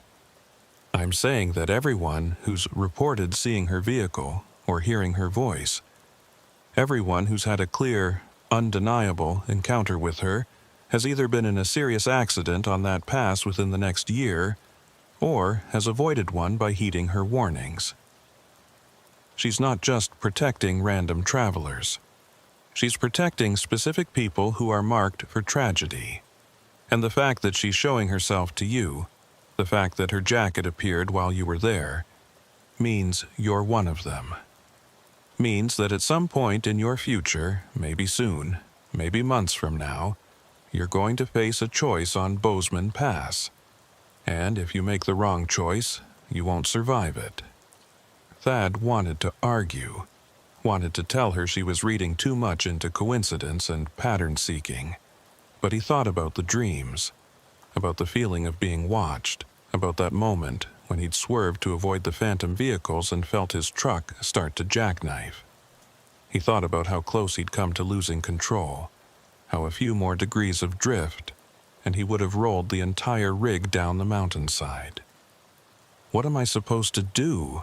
he asked. "How do I know what choice she's warning me about?" Tansy shook her head. "You won't know until the moment comes. All you can do is stay alert when you drive that pass.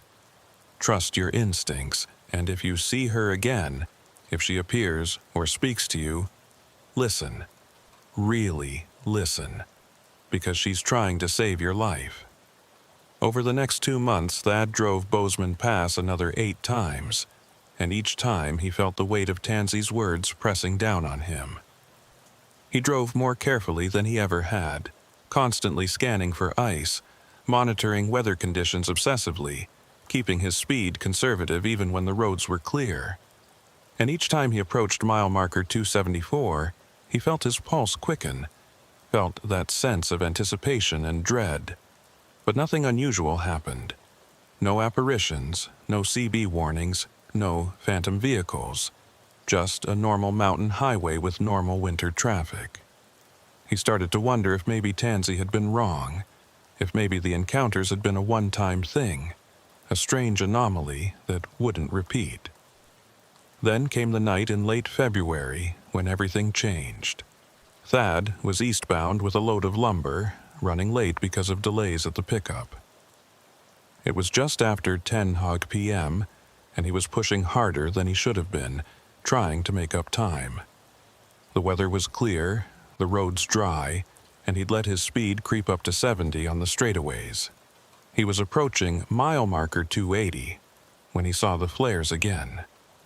The same red burning flares he'd seen in November. They were set out across both lanes, forcing traffic to slow down. Thad's foot moved toward the brake, but something made him hesitate.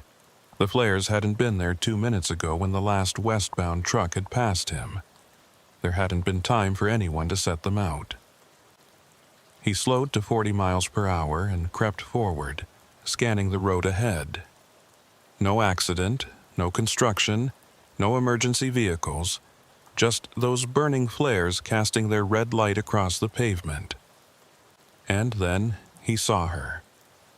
Trooper Tansy Whitlock, standing in the middle of the highway, wearing her patrol uniform and that heavy winter jacket.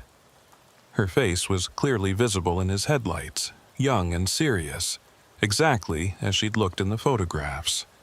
She was holding up her hand in the universal signal for stop, and as Thad's truck rolled closer, she pointed urgently to the right shoulder. Her message was clear. Get off the highway now. Thad didn't question it, didn't hesitate. He pulled onto the shoulder and brought the truck to a complete stop, his hands shaking on the steering wheel. Through the windshield he could see Trooper Whitlock still standing in the highway, but she wasn't looking at him anymore. She was looking eastbound, toward the summit, and her expression had changed to something that looked like profound sadness. Thad followed her gaze and saw headlights approaching fast from behind. Too fast, a vehicle coming down the grade out of control. It was a pickup truck, swerving wildly from lane to lane, the driver fighting to regain control on a patch of black ice that had formed in the last few minutes. The pickup shot past Thad's stopped truck, doing at least 90 miles per hour, its brake lights flashing uselessly as the driver stood on the pedal.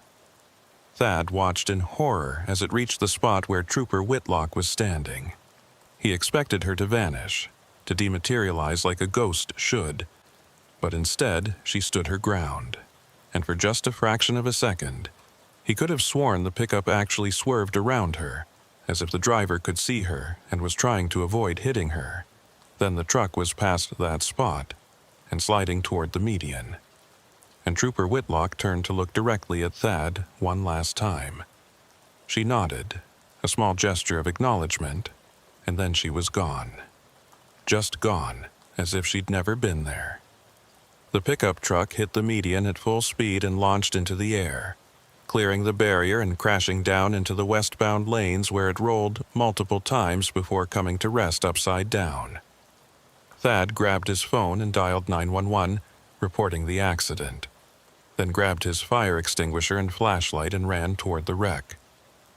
The driver was still alive, trapped in the crushed cab, bleeding but conscious. Thad helped stabilize the vehicle and kept the driver talking until emergency services arrived 20 minutes later. The paramedics told him later that the quick response had probably saved the driver's life, that another 10 minutes of bleeding and exposure might have been fatal. Lucian Haraway arrived on scene while they were still extracting the driver from the wreckage. He found Thad sitting on the guardrail, covered in the driver's blood, shaking from adrenaline and cold. "You saw her," Haraway said. It wasn't a question. Thad nodded. "She stopped me, warned me to get off the highway. If I'd been in my lane when that pickup came through, if I'd been doing 70 like I was 5 minutes before, I would have been right where he went out of control. He would have hit me instead of the median." Haraway sat down beside him. "Then she saved 2 lives tonight. Yours and his. That's what she does. That's all she's ever tried to do." They sat in silence while the emergency crews worked, watching the lights flash red and blue across the snow. Finally, Thad asked the question that had been bothering him. "Why me? Why did she choose to save me specifically? I'm just another truck driver, nobody special." Haraway was quiet for a long moment. "Maybe that's exactly why. Maybe she sees something in ordinary people that makes them worth saving. Or maybe you remind her of someone she knew. Or maybe there's no logic to it at all, and she just does what she can, saves who she can, one driver at a time." He stood up and offered Thad his hand. "Whatever the reason, you're alive because of her. Don't waste it." The next morning, Thad went to the Grizzly Peak before leaving town. Tansy was there, and when she saw him, she knew immediately what had happened. She poured him coffee and sat down across from him without saying a word. Finally, Thad broke the silence. "She was real. I saw her face. She was standing right there in the highway, and she warned me, and she saved my life." Tansy's eyes were wet, but she was smiling. "I know. Lucian called me last night, told me what happened." She reached across the table and squeezed Thad's hand. "My daughter is still out there protecting people, still doing the job she loved, and that gives me more comfort than you could possibly understand."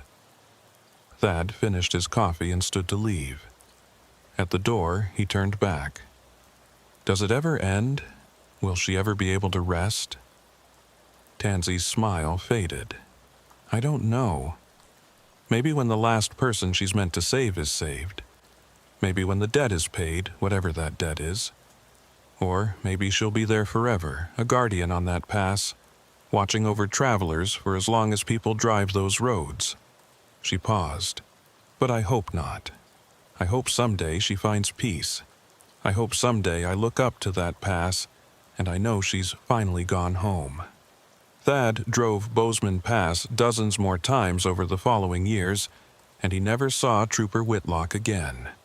No apparitions, no warnings, no flares. Just a highway through the mountains, beautiful and treacherous and indifferent. But he never forgot what he'd experienced. Never forgot the night she'd stood in the highway and saved his life. And every time he passed mile marker 274, eastbound or westbound, he slowed down, paid attention, watched for ice. Because he knew that somewhere out there, in the spaces between what was and what could be, Tansy Whitlock was still on duty, still protecting travelers, still trying to prevent the kind of tragedy that had taken her life. And Thaddeus Merriweather drove those roads with the awareness that some debts could never be fully repaid, some warnings should always be heeded, and some guardians never stopped watching over the people they'd sworn to protect. The black ice could kill you in an instant, invisible and deadly. But sometimes, if you were very lucky, you got a warning. You got a chance to change your fate, and if you were smart, you took it. Years later, when other drivers asked Thad about the strangest thing he'd ever experienced on the road, he would tell them about Bozeman Pass, about the wrecked patrol car and the CB transmission from the future, about the trooper who died trying to save lives and never stopped trying. Some believed him, most didn't. But every driver who heard the story remembered it, and when they drove through Montana in winter, when they climbed up into those mountains, and the temperature dropped and the first snowflakes started to fall, they drove a little more carefully, watched a little more closely for ice. And maybe that was the point. Maybe that was Trooper Whitlock's real legacy. Not the individual lives saved, but the collective awareness raised. The reminder that the road demands respect, that winter demands caution, and that sometimes the warnings we receive come from the most unexpected sources. Thad never learned why he'd been chosen to receive those warnings, why Trooper Whitlock had appeared to him multiple times when most drivers never saw her at all. But he stopped trying to understand it. Some mysteries weren't meant to be solved. Some questions didn't have answers.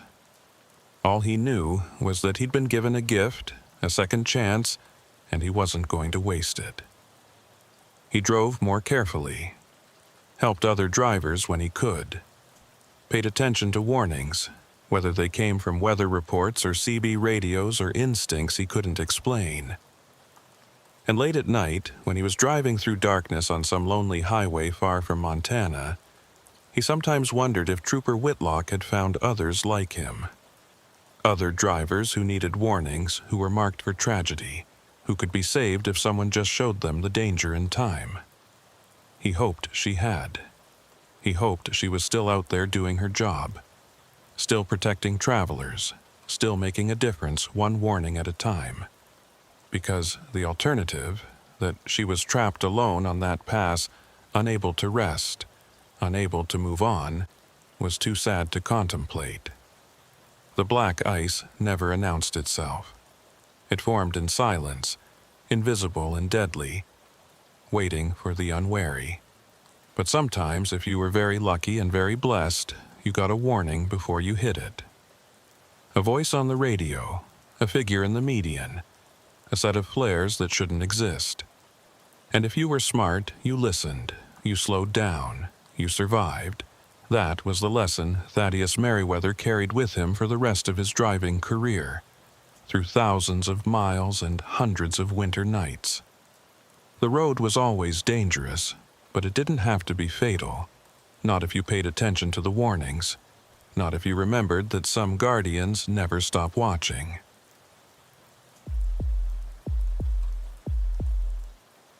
Wardell Pritchard had been driving the Upper Peninsula routes for 9 years, and he thought he knew Lake Superior's moods.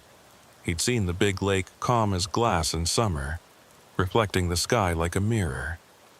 He'd seen it gray and angry in October, waves tall enough to swallow a ship whole. But he'd never seen it do what it was doing now, on this December afternoon, as he guided his Peterbilt westbound along M28 between Munising and Marquette. The lake was breathing. That was the only word for it. Huge clouds of mist were rolling off the water, billowing up and across the coastal highway like living things, obscuring the road for minutes at a time before retreating back to the shoreline. The phenomenon had a name, Wardell knew. Lake effect. When the water was still warm from summer and the air temperature plummeted, the difference created these massive steam banks that could reduce visibility to 0 in seconds. The locals called it lake smoke, or sea smoke, or sometimes just the breath, because of how it seemed to pulse and flow like something inhaling and exhaling. Wardell had driven through it before, but never this thick, never this persistent. The mist would roll across both lanes of M28, turn the world white for 30 or 40 seconds, then dissipate just enough to let him see 100 yards ahead before the next wave came. It was like driving through curtains, pushing through one only to find another waiting just beyond. He'd left Sault Ste. Marie that morning with a load of paper products destined for a distribution center in Ashland, Wisconsin, a straightforward run he'd made dozens of times. The route took him west along the southern shore of Lake Superior, through the small towns and vast forests of Michigan's Upper Peninsula, then across the border into Wisconsin. In good weather, it was a beautiful drive, the kind that reminded Wardell why he'd gotten into trucking in the first place. Miles of shoreline, rocky beaches, dense stands of pine and birch, the occasional glimpse of a freighter out on the big lake. But today the beauty was hidden behind walls of mist, and what should have been a 6-hour run was turning into something longer and considerably more tense. The dashboard clock read 3:47 p.m., which meant full darkness would arrive in less than an hour. December this far north meant short days, the sun setting before 5 o'clock, and Wardell wanted to be past the worst of the coastal sections before night fell completely. The mist was bad enough in daylight. At night, with only his headlights cutting through it, it would be nearly impossible to navigate safely. He'd been keeping his speed down to 45, sometimes dropping to 35 when the thickest banks rolled across the highway, and even at that cautious pace he felt like he was pushing his luck.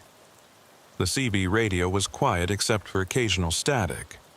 No other drivers reporting their positions or road conditions. Wardell was alone out here, or felt like it anyway, separated from the rest of the world by these walls of white. He was about 15 miles east of Marquette when he noticed the first sign that something wasn't right. A green highway sign emerged from the mist ahead, the kind that indicated services at the next exit. It showed symbols for gas, food, and lodging, with an arrow pointing to a right-hand exit half a mile ahead. Wardell didn't remember an exit here, not on this particular stretch of road, but that didn't necessarily mean anything. New services opened all the time, and it had been maybe 6 months since his last run through the UP. Maybe someone had built a new truck stop or rest area. The mist was thick enough that he almost missed the actual exit, a narrow ramp peeling off to the right into what looked like dense forest. He wasn't planning to stop, didn't need fuel or food yet, but something made him slow down and look more carefully as he passed. The exit ramp was there, clearly visible for just a moment before the mist swallowed it again. But something about it looked odd. The pavement seemed darker than the main highway, older, maybe, and there were no tire marks visible in the light dusting of snow that had fallen earlier. No one had used this exit recently, which was strange for a service area that supposedly offered gas and food.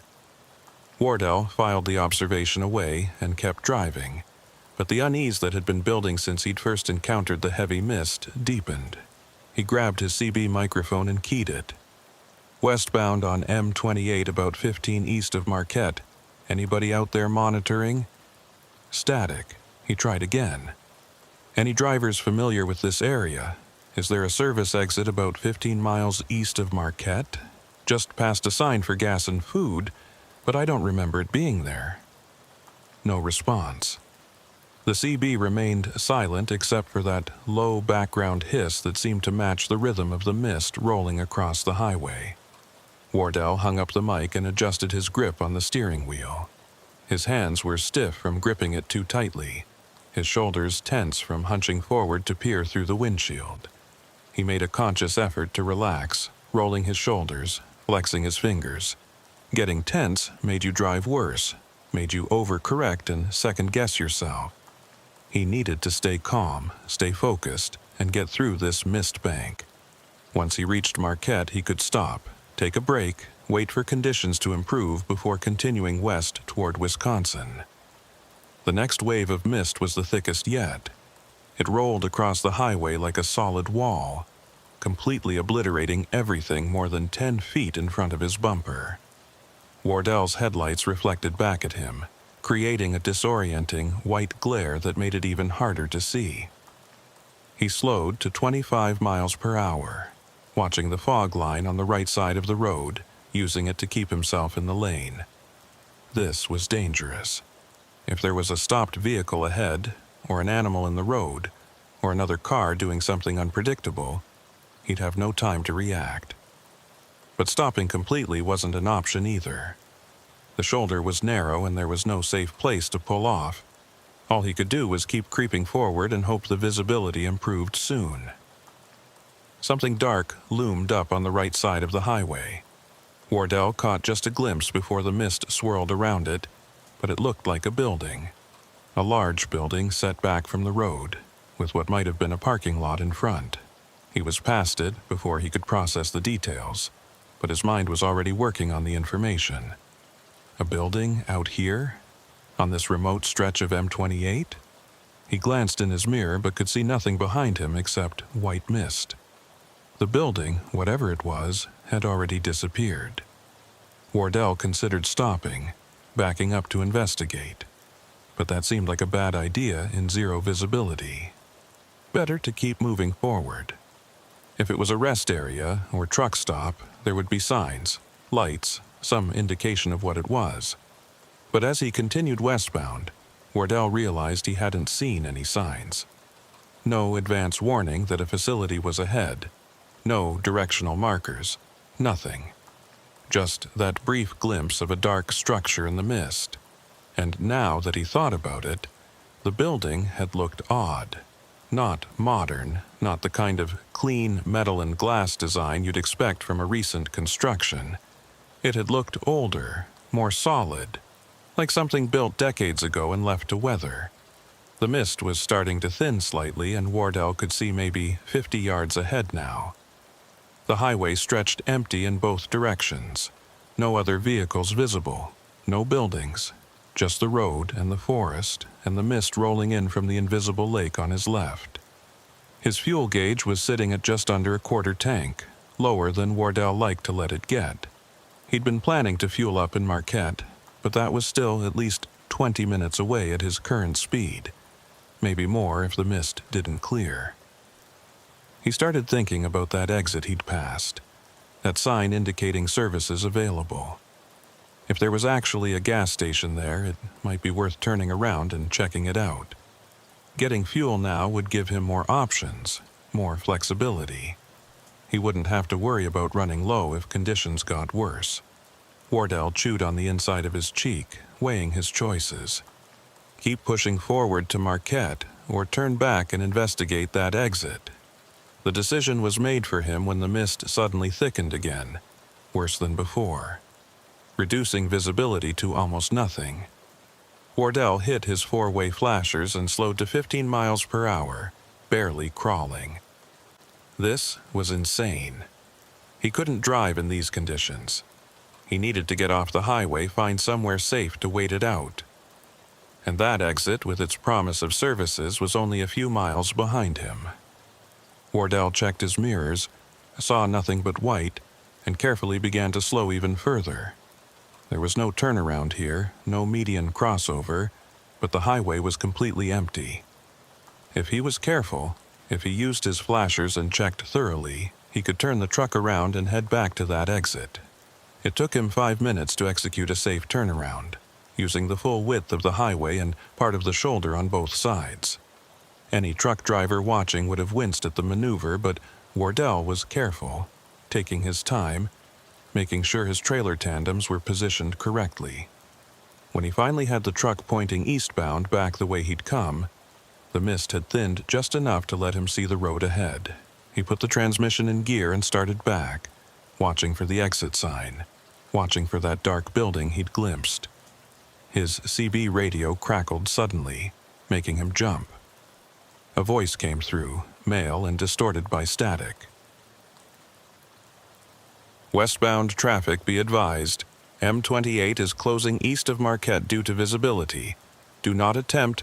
The transmission cut off mid-sentence, replaced by silence. Wardell grabbed the microphone. "Say again, I didn't copy your full transmission. Are they closing M28? No response. He tried again, switching to Channel 9, the emergency channel. Still nothing. The radio had gone completely dead, not even static now, as if someone had unplugged it. Wardell tapped the unit, checked the power connection, but everything looked fine. The radio was on, the display was lit up, but no sound was coming through. He switched back to Channel 19 and heard nothing. Back to Channel 9, same thing. The radio was dead, which meant he was driving into this mist with no way to communicate, no way to hear warnings or reports from other drivers or authorities. The exit appeared sooner than he expected, emerging from the mist like something materializing from thin air. The sign was there, the same green highway sign with symbols for gas, food, and lodging. But now that Wardell was looking at it more carefully, he noticed details that bothered him. The sign was old, the reflective surface dulled by years of weather, the metal frame showing rust at the edges. The symbols were in an older style too, not the modern standardized designs used on current highway signs. This sign looked like it had been standing here for 30 or 40 years, which didn't match with his memory of this area. He'd driven M28 dozens of times and he'd never seen this exit before. But he needed fuel, and he needed to get off the road, and this was his only option. Wardell took the exit, his truck rumbling down the narrow ramp into what looked like increasingly dense forest. The pavement under his wheels was definitely older, cracked and patched, with weeds growing through the gaps. The ramp curved to the right and descended, and Wardell had the odd sensation of driving down into something, like the exit was leading him below ground level even though the terrain looked flat. The mist was thinner here, blocked somewhat by the trees, and he could see better. Ahead of him the ramp ended at a T intersection, and beyond that he could make out buildings. It was a rest area, or had been once. A main building sat at the center, 2 stories tall, built in a style that looked distinctly 1970s. Brown brick, narrow windows, a flat roof with a slight overhang. To the left was what appeared to be a service station, with old-style gas pumps under a canopy.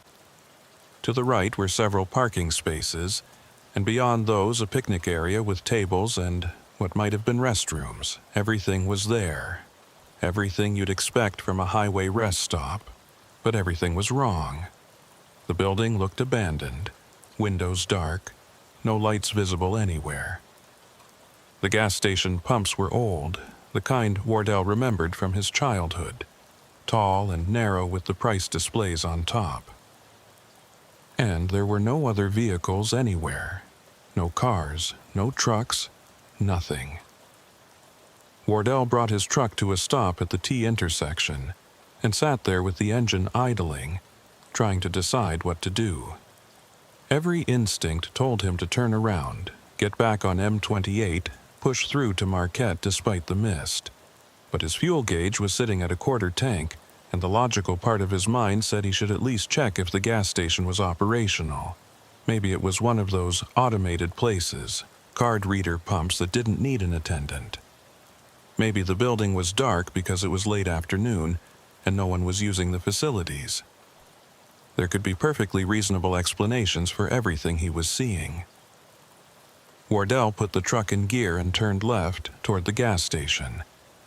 As he pulled up alongside the pumps, details became clearer and his unease deepened. The pumps weren't just old, they were ancient. Mechanical meters instead of digital displays.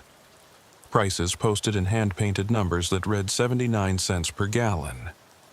Wardell knew gas prices fluctuated, but they hadn't been 79 cents in his lifetime. These pumps hadn't been updated in decades, maybe hadn't been used in decades. He climbed down from his cab and approached the nearest pump, looking for some indication that it was still functional. The hoses were cracked, the metal nozzle corroded. When he tried the handle, it wouldn't budge. The pump was dead, had been dead for years. Wardell stepped back and looked around the rest area. In the improving light with the mist thinning, he could see more details. The picnic tables were weathered gray, some of them collapsed. The trash cans were rusted through. The restroom building had a padlocked door with a faded sign that read, "Closed."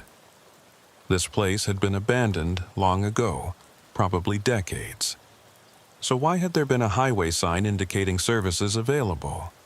Why had that sign looked relatively new, or at least maintained, while everything here was falling apart? Wardell walked toward the main building, his boots crunching on gravel that was being slowly consumed by moss and grass. The main building had large windows across the front, the kind that would have looked into a restaurant or visitor center. Wardell cupped his hands against the glass and peered inside. What he saw made his breath catch. The interior wasn't empty.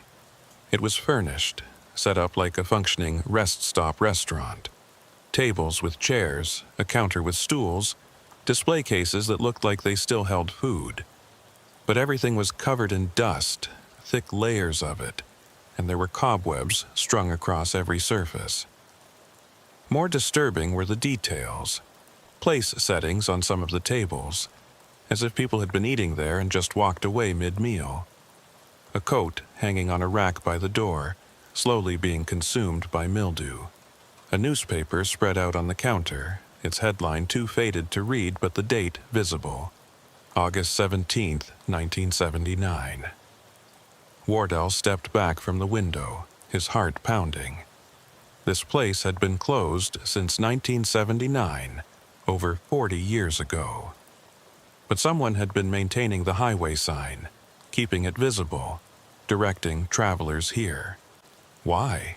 He turned and looked back toward the exit ramp, half expecting to see it had disappeared, but it was still there, a dark gap in the trees. He could leave right now, get back on M28, forget about this place, but something held him there, some combination of curiosity and confusion. If this rest area had been closed for over 40 years, why did it look like people had just walked away from it? Why wasn't it completely stripped and vandalized? How had it remained so preserved, so frozen in time? He walked along the front of the building, looking for another entrance, and found a door marked Office, Staff Only. The door was unlocked, the knob turning easily under his hand. Wardell pushed it open and peered inside. A short hallway, more doors leading off it, dim light filtering through dusty windows. He shouldn't go in there, he knew. This was trespassing. And more than that, it felt wrong. Felt like violating something that should be left alone.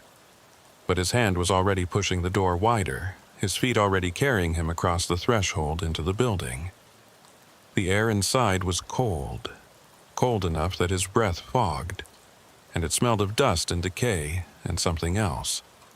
Something that reminded him of the lake, of wet stone and deep water. The hallway led to what looked like a manager's office. More newspapers on the desk, all from 1979. A calendar on the wall turned to August with several dates circled in red marker.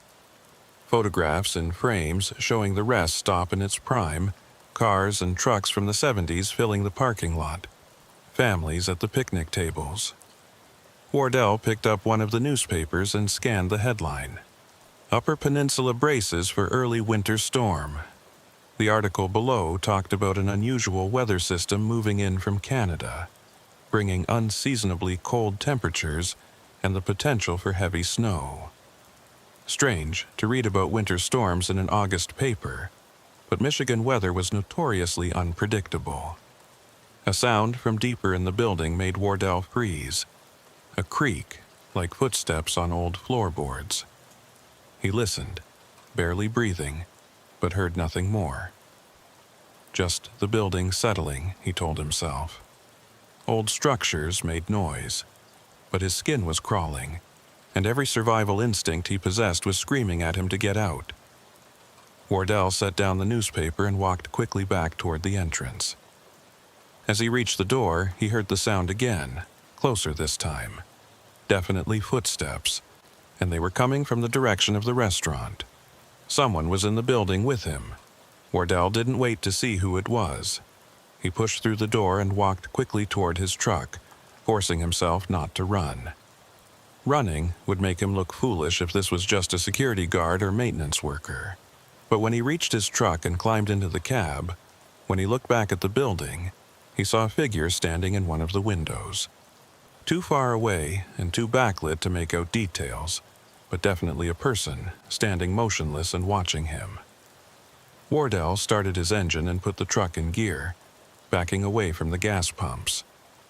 The figure in the window didn't move, didn't wave, didn't react at all, just stood there watching as Wardell turned his truck around and headed back toward the exit ramp. As he drove up the ramp toward M28, Wardell glanced in his mirror one last time. The rest area was disappearing into the mist behind him, the buildings fading into white, and for just a moment he thought he saw more figures. Several of them standing in the parking lot, standing by the picnic tables, all facing his direction, all watching him leave. Then the mist swallowed everything and he was back on the exit ramp, climbing up toward the highway. His hands were shaking on the steering wheel and his heart was racing. What had he just experienced? An abandoned rest stop that looked like it had been closed for 40 years, yet somehow preserved as if it had just been locked up yesterday. And those figures, were they real? Security guards, squatters using the abandoned building, or something else. The exit ramp delivered him back onto M28, and Wardell turned westbound again, back toward Marquette. The mist had thinned considerably while he'd been at the rest area, and he could now see several hundred yards ahead. The visibility was still poor, but manageable, and he pushed his speed up to 50 miles per hour, wanting to put distance between himself and that exit. He drove for 20 minutes without seeing any other vehicles, the highway completely empty, and when he finally saw the lights of Marquette ahead, he felt relief wash through him. Civilization, people, normalcy. He could fuel up, grab some food, maybe ask some locals about that rest area, and find out what its story was. But even as he saw the first buildings of Marquette appearing through the thinning mist, Wardell couldn't shake the image of those figures standing in the parking lot. Couldn't forget how the rest area had looked frozen in time, preserved like something in a museum. And he couldn't stop wondering about that newspaper headline about an early winter storm in August 1979, about what might have happened at that rest stop that caused it to be abandoned so suddenly that people left their meals half-eaten and their coats on the rack. Something had happened there. Something that made them leave in a hurry. And Wardell had a growing suspicion that whatever it was, it had never really ended. The truck stop on the western edge of Marquette was exactly what Wardell needed.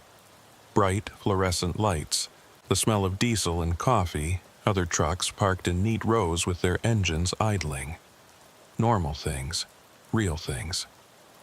He pulled into an empty spot and sat there for a moment with his own engine running, just letting the familiar sounds and sights wash over him. Through the windows of the main building he could see people moving around, truck drivers getting coffee, a clerk behind the register. Everything was solid and present and undeniably real, and Wardell felt the tension in his shoulders begin to ease. He climbed down from his cab and headed inside, the bells on the door jingling as he pushed through. The warmth hit him immediately, along with the combined scent of hot dogs on rollers, burnt coffee, and that indefinable truck stop smell that was the same everywhere from Maine to California. A woman behind the counter looked up as he approached, her name tag reading Eunice. She was maybe 50, with gray hair pulled back in a ponytail and the kind of face that suggested she'd been working this counter for decades. "Evening," she said with a practiced smile. "Cold one out there tonight. What can I get you?" Wardell ordered coffee and asked about fueling up. Eunice directed him to the pumps outside and rang up his coffee, making small talk about the weather and the mist that had been rolling off the lake all day. "Worst I've seen it in years," she said. "Had a couple of trucks come through earlier saying they could barely see the road. State Patrol's been advising people to wait it out if they can." Wardell nodded, wrapping his hands around the hot coffee cup. "Speaking of the road," he said, trying to keep his tone casual, "is there a rest area east of here? Maybe 15, 20 miles? I thought I saw an exit sign, but I don't remember there being anything out that way." Eunice's expression changed, the professional smile fading into something more guarded. "East on M28? No, there's nothing between here and Munising except trees. Why, did you see something?" Wardell described the exit, the sign indicating services, the rest area he'd found. As he talked, Eunice's face grew more still, more closed off, and when he finished, she was quiet for a long moment. Finally, she said, "You went to the old Lakeview rest stop." It wasn't a question. "Yeah, that place has been closed since I was a kid. State shut it down in '79 after what happened there." Wardell leaned forward. "What happened?" Eunice glanced around the truck stop, checking to see who might be listening, then lowered her voice. "There was a storm. Early winter storm. Came through in late August, which was weird enough by itself. Temperatures dropped 40 degrees in a few hours. Wind coming off Superior like the lake was breathing ice. That lake effect mist you drove through today? That was nothing compared to what hit that night. The mist was so thick people said it was like driving through milk, and it was freezing as it touched everything. Turned the roads into skating rinks in minutes." She paused, staring down at her hands. "There were maybe 30, 40 people at the rest stop when the storm hit. Travelers who'd pulled off to wait it out. Truckers like yourself, a few families." She took a breath before continuing. "They say the temperature inside the building dropped so fast the pipes froze and burst. Power went out. People were trapped there in the dark with no heat, and outside the mist was so thick you couldn't see your hand in front of your face. Some folks tried to leave, tried to drive out or walk to the highway for help. None of them made it. They found their cars later, some of them just a few yards from the building, frozen solid with people still inside." Eunice's voice had dropped to barely above a whisper. When the storm cleared the next morning and emergency crews finally got there, the rest stop was empty. Completely empty. No bodies, no survivors, nothing.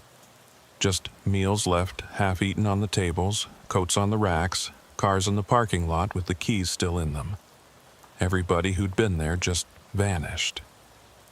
Wardell felt cold despite the warmth of the truck stop. Vanished? How many people? Eunice shrugged. Official count was never released, but local talk put it at around 40 people. The state launched an investigation, brought in search and rescue, even dragged parts of the lake thinking maybe people had wandered out onto the ice and fallen through. Never found a single body. After a few months, they gave up looking and just closed the place down, locked it up, stopped maintaining it, took it off the official highway maps. But they left the sign up, some people say, as a warning. Others say it was just bureaucratic oversight, that someone forgot to take it down. She looked directly at Wardell. "You said you went inside the building?" Wardell nodded slowly. "Found the office. Saw newspapers from August 1979, just like you said. And I saw someone, or thought I did. Figures in the windows, in the parking lot." Eunice's eyes widened. "You saw them? Jesus. Most people who find that place just turn around and leave. The few who've gone inside, who've seen the figures, they all say the same thing. That it felt like the building was still occupied. Like whatever happened that night in '79 is still happening. Like those people are still there, trapped in that storm, waiting for help that never comes."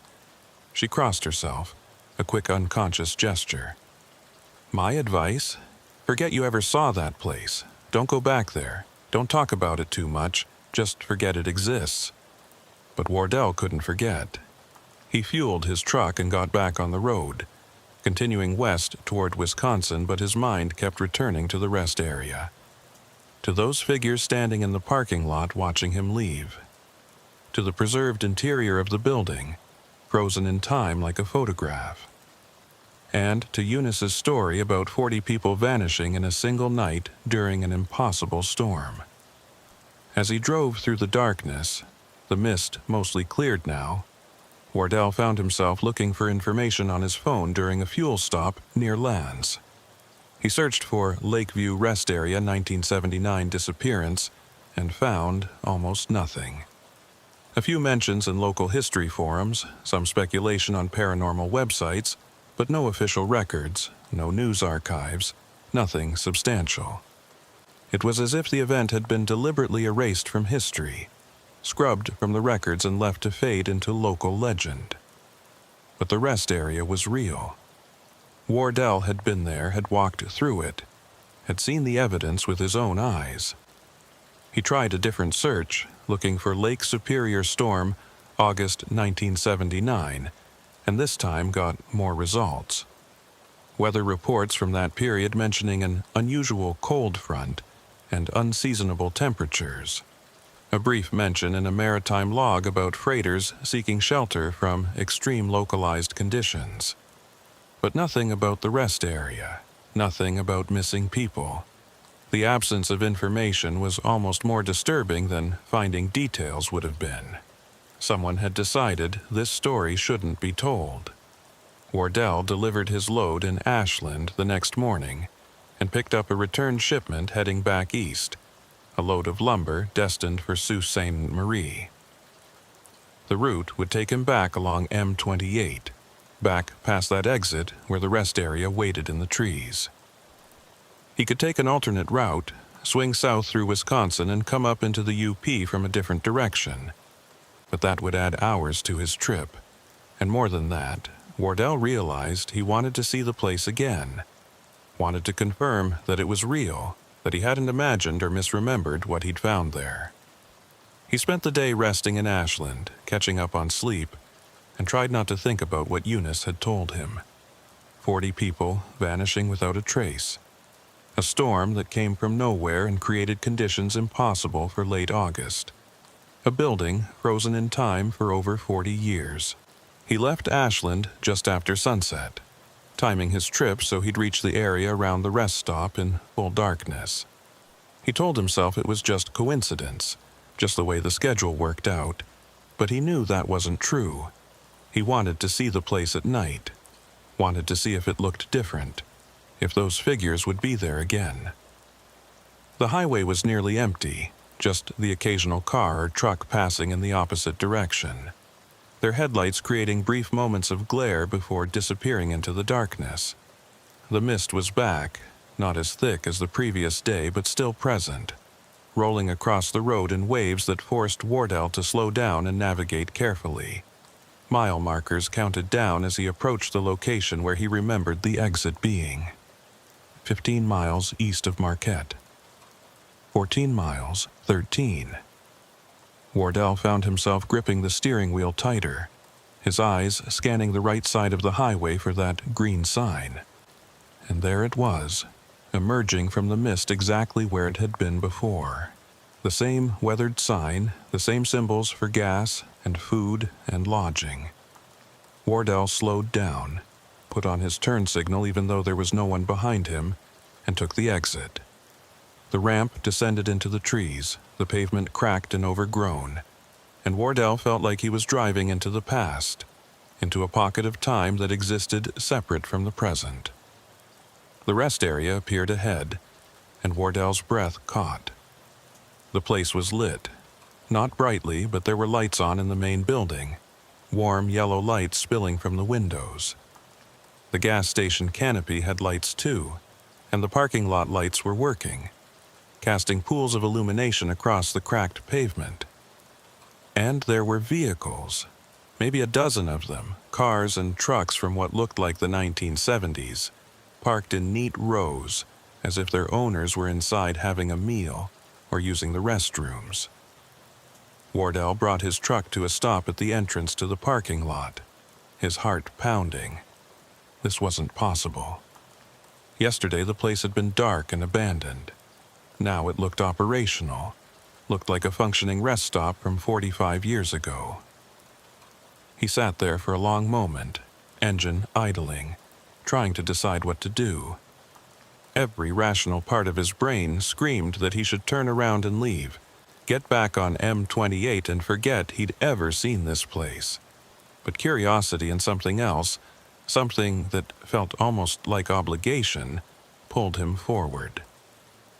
He put the truck in gear and crept into the parking lot, finding a space away from the other vehicles.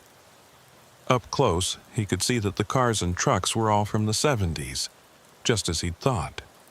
A Chevrolet Impala, a Ford station wagon, a couple of big rigs that looked like they belonged in a trucking museum. All of them in remarkably good condition, no rust, no damage, as if they'd been preserved perfectly for decades. Wardell climbed down from his cab and approached the main building. Through the windows he could see people inside. They were sitting at tables, standing at the counter, moving around in ways that suggested normalcy and life. But something was wrong with the way they moved. Something Wardell couldn't quite define. Their movements were slightly off, slightly too slow or too smooth, like watching footage played back at the wrong speed. He reached the entrance and pulled open the door, and warmth and sound washed over him. Conversation, the clink of dishes, the hiss of a coffee maker, the smell of hamburgers cooking and cigarette smoke. Inside, the rest stop looked exactly as it must have in 1979. Avocado green countertops, orange vinyl booth seats, wood-paneled walls. The people were dressed in styles from that era, bell-bottom jeans and wide-collared shirts, long hair and sideburns. A waitress moved between tables with a coffee pot, refilling cups. A family sat in one booth, children coloring on placemats while their parents looked at a road map. Everything looked normal, lived in, real. Except no one was looking at Wardell. No one had turned when he entered. No one seemed to notice a modern truck driver in a down jacket standing in the doorway. He was invisible to them, or they were so absorbed in their own existence that they couldn't perceive him. Wardell walked slowly into the restaurant, and the sounds changed quality. The conversations became hollow, echoing, as if they were happening in a much larger space than this small building. He could hear individual words now, fragments of dialogue. A man talking about the weather, saying the temperature had dropped 20 degrees in the last hour. A woman saying they should wait it out, that the roads would be too dangerous to drive. A truck driver at the counter saying he'd never seen mist like this, that it was like the lake was trying to swallow the whole peninsula. They were talking about the storm, about the night in 1979 when 40 people vanished. And Wardell realized with growing horror that he was watching that night play out, seeing the hours before the disappearance as if it was still happening.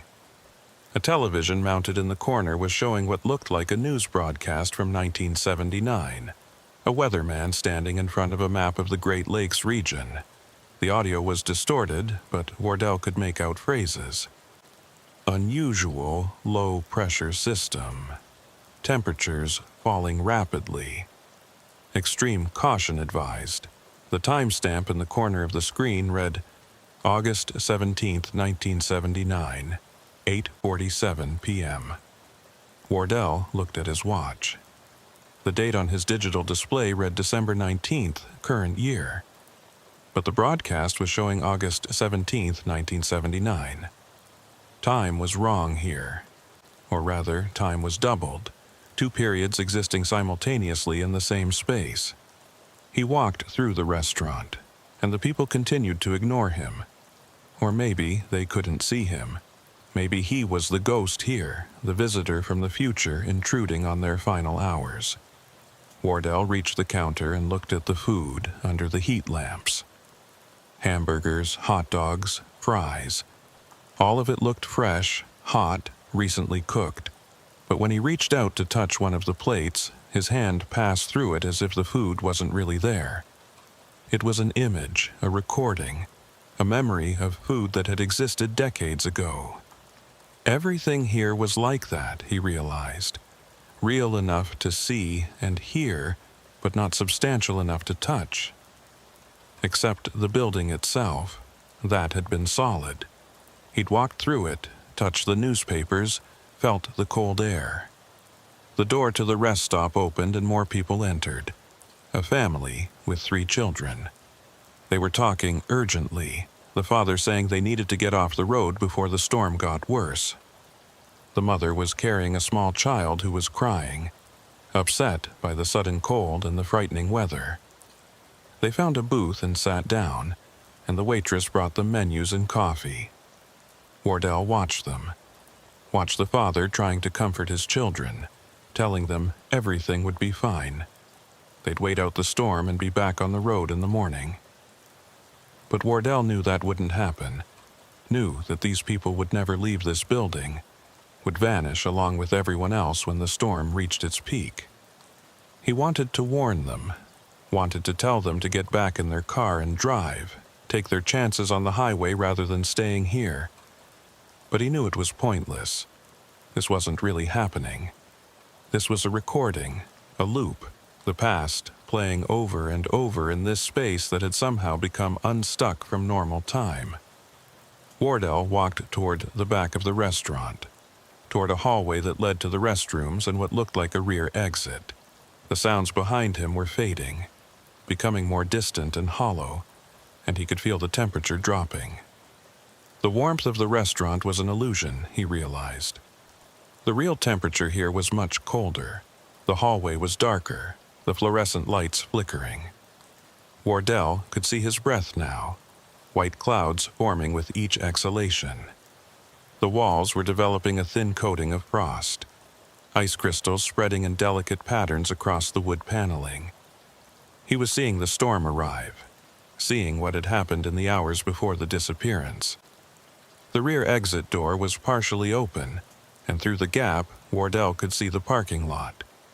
The mist was rolling in, thicker than anything he'd encountered the previous day, so dense it looked almost solid. And it was moving wrong, not drifting randomly but flowing in deliberate patterns, as if it had intention, as if it was seeking something. Wardell pushed the door open wider and stepped out into the parking lot. The cold hit him like a physical blow, so intense it drove the air from his lungs. The temperature had to be below 0, maybe well below, and the mist was freezing as it touched surfaces coating everything in ice. The vehicles in the parking lot were already encased, their windows frosted over, ice building up on the bodies and wheels. And in the mist, moving through it, Wardell saw figures. Not the people from inside the restaurant, but something else. Shapes that were almost human but not quite. Tall and thin and moving with that same wrong quality he'd noticed in the restaurant patrons. They were walking between the vehicles, peering into windows, and wherever they moved, the ice grew thicker. One of the figures turned toward Wardell, and he got a glimpse of what might have been a face. Pale, featureless, like a mask of ice. No expression, no eyes or mouth. Just a blank surface that somehow suggested awareness. The figure began moving toward him, and Wardell backed up, fumbling for the door handle. More figures were appearing in the mist, emerging from the direction of the lake, drawn by something Wardell couldn't understand.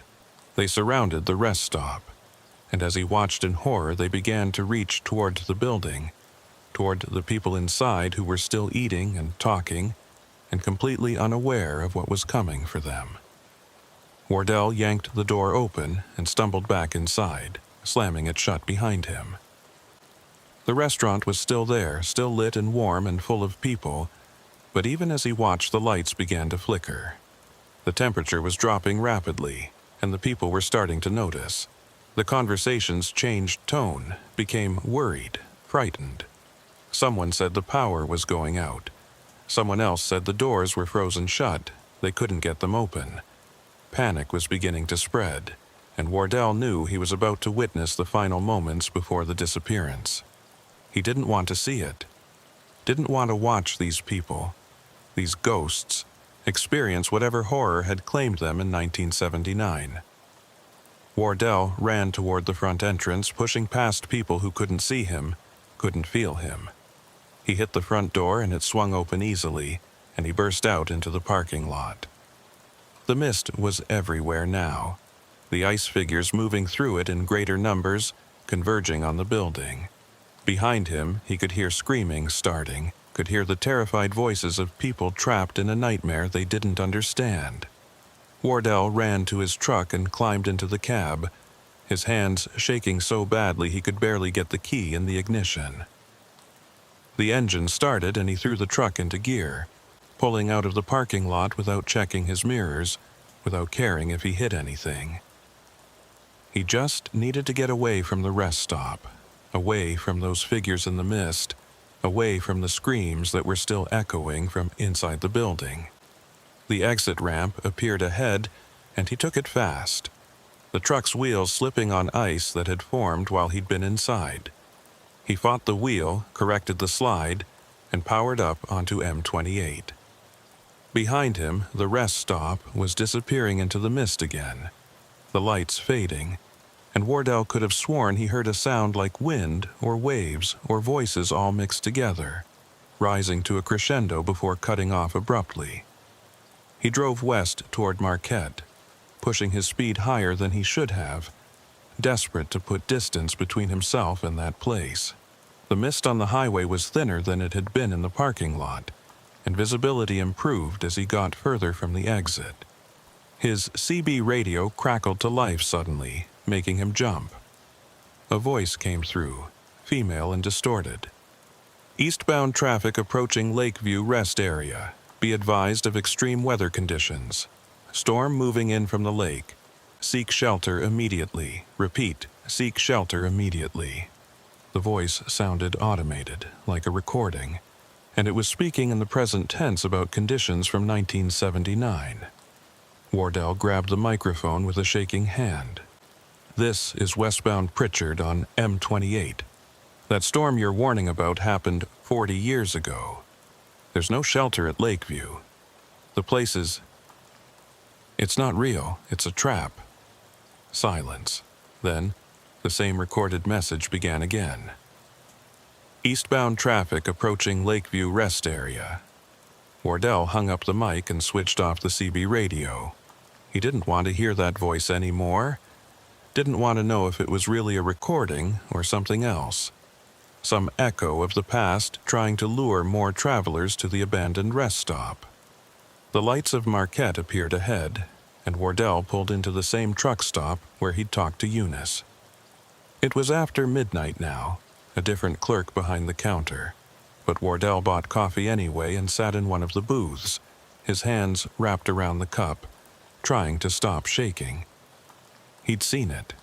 He'd seen what happened to those people, or at least the beginning of it.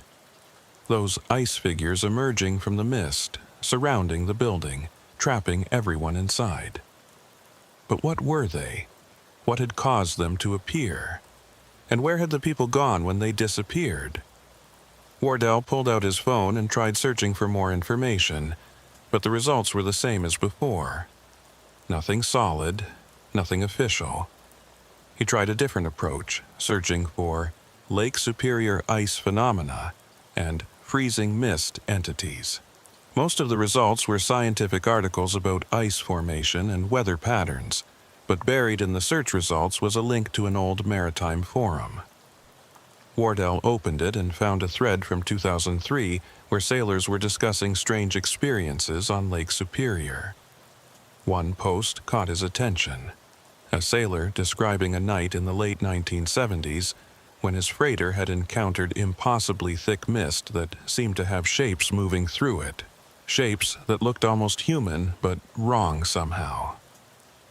The sailor went on to describe how the mist had frozen everything it touched, how the temperature had dropped so fast that several crew members had gotten frostbite just from being on deck for a few minutes.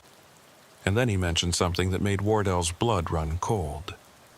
We could hear voices in the mist, people calling for help, but when we tried to locate them with searchlights, we couldn't see anyone. Just shapes moving through the ice fog. The captain ordered everyone below decks, and we ran at full speed until we were clear of the area. When we checked the charts later, we realized we'd been just offshore from an old rest stop on M28. Found out later that place had closed down around that same time, some kind of incident they never publicized. So it wasn't just the rest stop. The phenomenon, whatever it was, had been noticed by others. By sailors on Superior, by people who'd encountered the strange mist and the figures within it. Wardell kept reading, finding more posts, more stories. A pattern emerged. The sightings always happened in late fall or early winter, always involved the thick lake effect mist, and always seemed to be concentrated along certain sections of the coastline. The area around the old Lakeview rest stop was mentioned multiple times. It was as if that location had become a focal point for whatever was happening. A place where the boundary between normal and abnormal had worn thin. Wardell finished his coffee and walked back to his truck. He still had hours of driving ahead of him before he reached Sault Ste. Marie, and all of it would be along M28, along the coast where the mist could roll in at any time. He climbed into his cab and sat there, staring at the dashboard, trying to decide what to do. He could call his dispatcher, claim mechanical problems, wait for daylight before continuing. But daylight wouldn't necessarily help. The mist could appear any time, day or night, and those figures, those ice shapes that had surrounded the rest stop, they didn't seem to care about the position of the sun. No, running wouldn't solve anything. Wardell had already seen too much, already knew too much. The only way forward was to complete his route, deliver his load, and then decide whether to ever drive this stretch of highway again.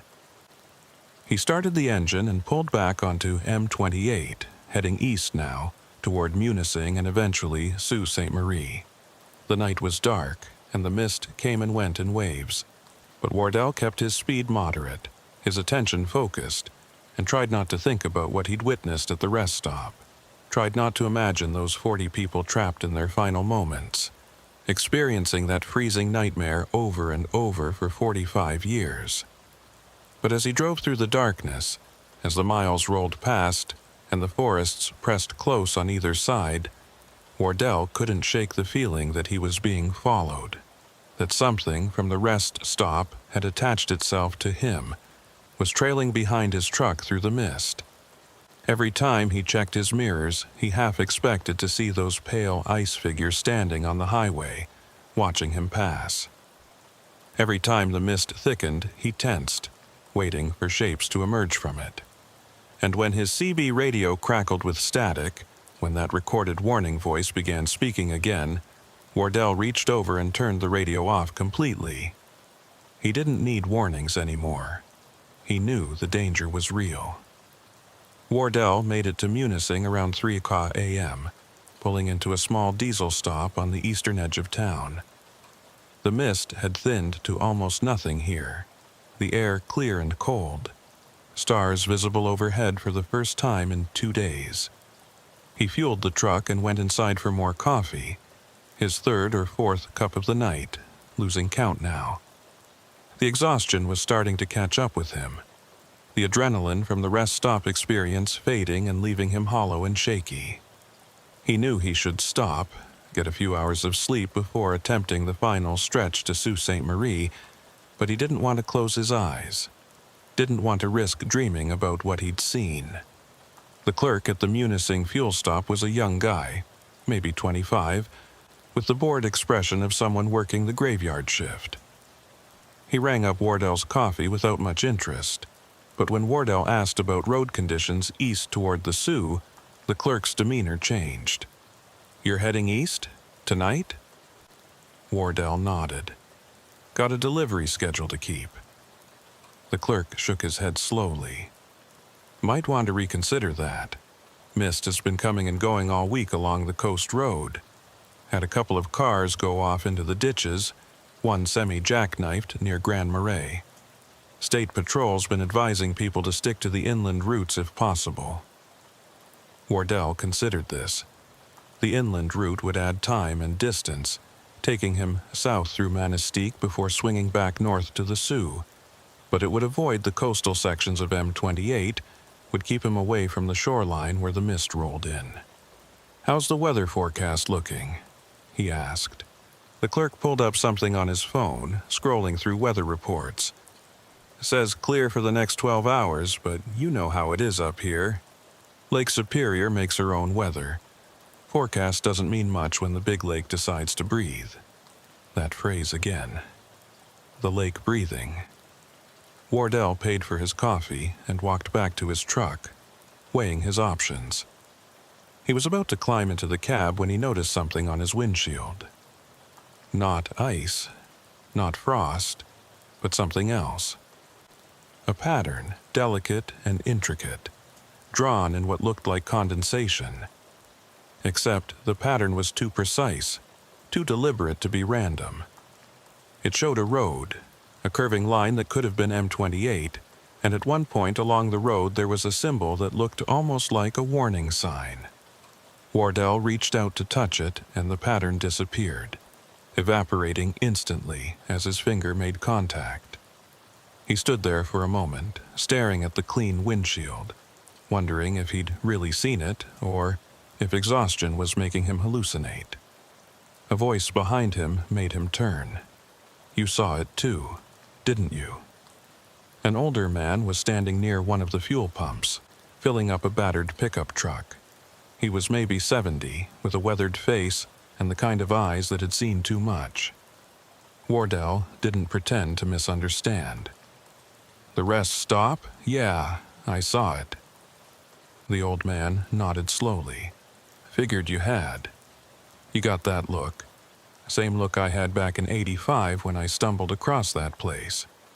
Thought I was losing my mind at first, seeing a building that shouldn't exist, full of people who'd been dead for years." He finished fueling and walked over to Wardell. "Name's Nolan Voss. Used to drive tow truck for the county, pulled a lot of cars out of ditches along M28. Saw things that didn't make sense, especially in winter when the mist comes." Wardell introduced himself, and Nolan seemed to relax slightly, as if finding someone else who understood was a relief. "That rest stop, it's not the only strange thing along this stretch of coast," Nolan said. "The whole area, from about Marquette east to Grand Marais, it's got a reputation. Locals know to be careful, especially when the mist rolls in. Something about the way the lake interacts with the land here, the temperature differences, the geology. I don't know the science of it. But things happen here that don't happen other places. Time gets funny. People see things, experience things that can't be explained." He paused. "You planning to keep driving east tonight?" Wardell nodded. "Got a delivery to make." Nolan's expression turned serious.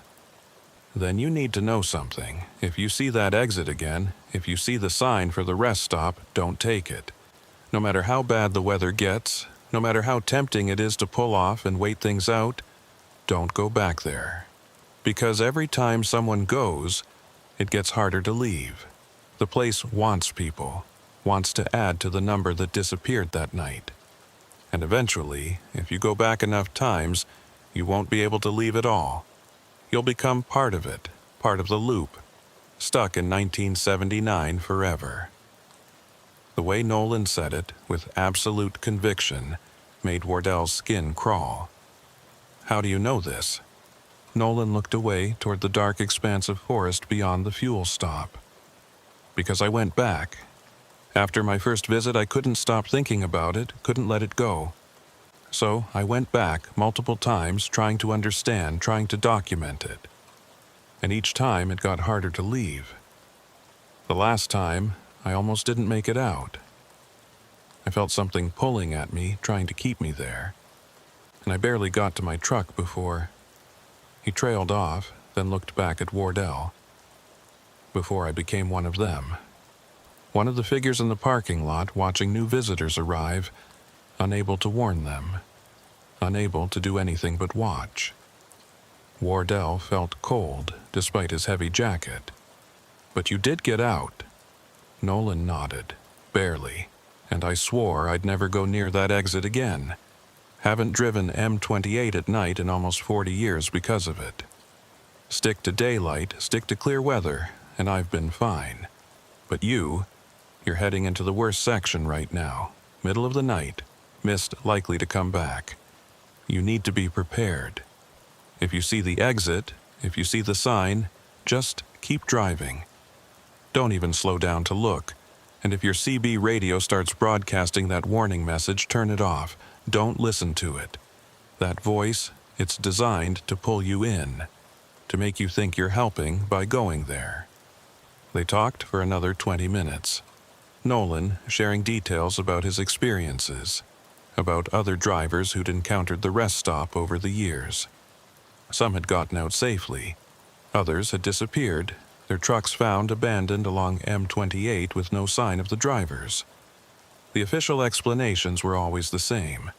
Driver error, wandered off into the woods in confusion, fell through ice. Any number of rational possibilities. But Nolan and the other locals knew the truth. The rest stop was still claiming victims, still adding to the count from that night in 1979. Why does it happen? Wardell asked. What causes it? Nolan shrugged. Nobody knows for sure. Some say it's the lake, that Superior is so big and so cold and so old that it's developed a kind of consciousness, or at least a presence. Others say it's geological, some kind of magnetic anomaly that affects time and space. My personal theory? I think those people who disappeared in '79, I think they're trapped in the moment of their deaths, and they're trying to reach out, trying to find a way back to the living world. And the only way they can do that is by pulling new people in to take their places. It was a grim theory, and it made a horrible kind of sense. Wardell thanked Nolan for the information and climbed into his truck. As he started the engine, Nolan walked over one more time. One last thing, the old man said. If the mist gets really thick, if you can't see more than a few feet ahead, pull over and wait it out. Don't try to push through. That's when it's most dangerous, when the boundary is thinnest. And if you hear voices, people calling for help, don't investigate. Just stay in your truck with the doors locked until the mist clears. Wardell promised to be careful and pulled out of the fuel stop, pointing his truck east along M28. The highway was empty at this hour, just Wardell's headlights cutting through the darkness.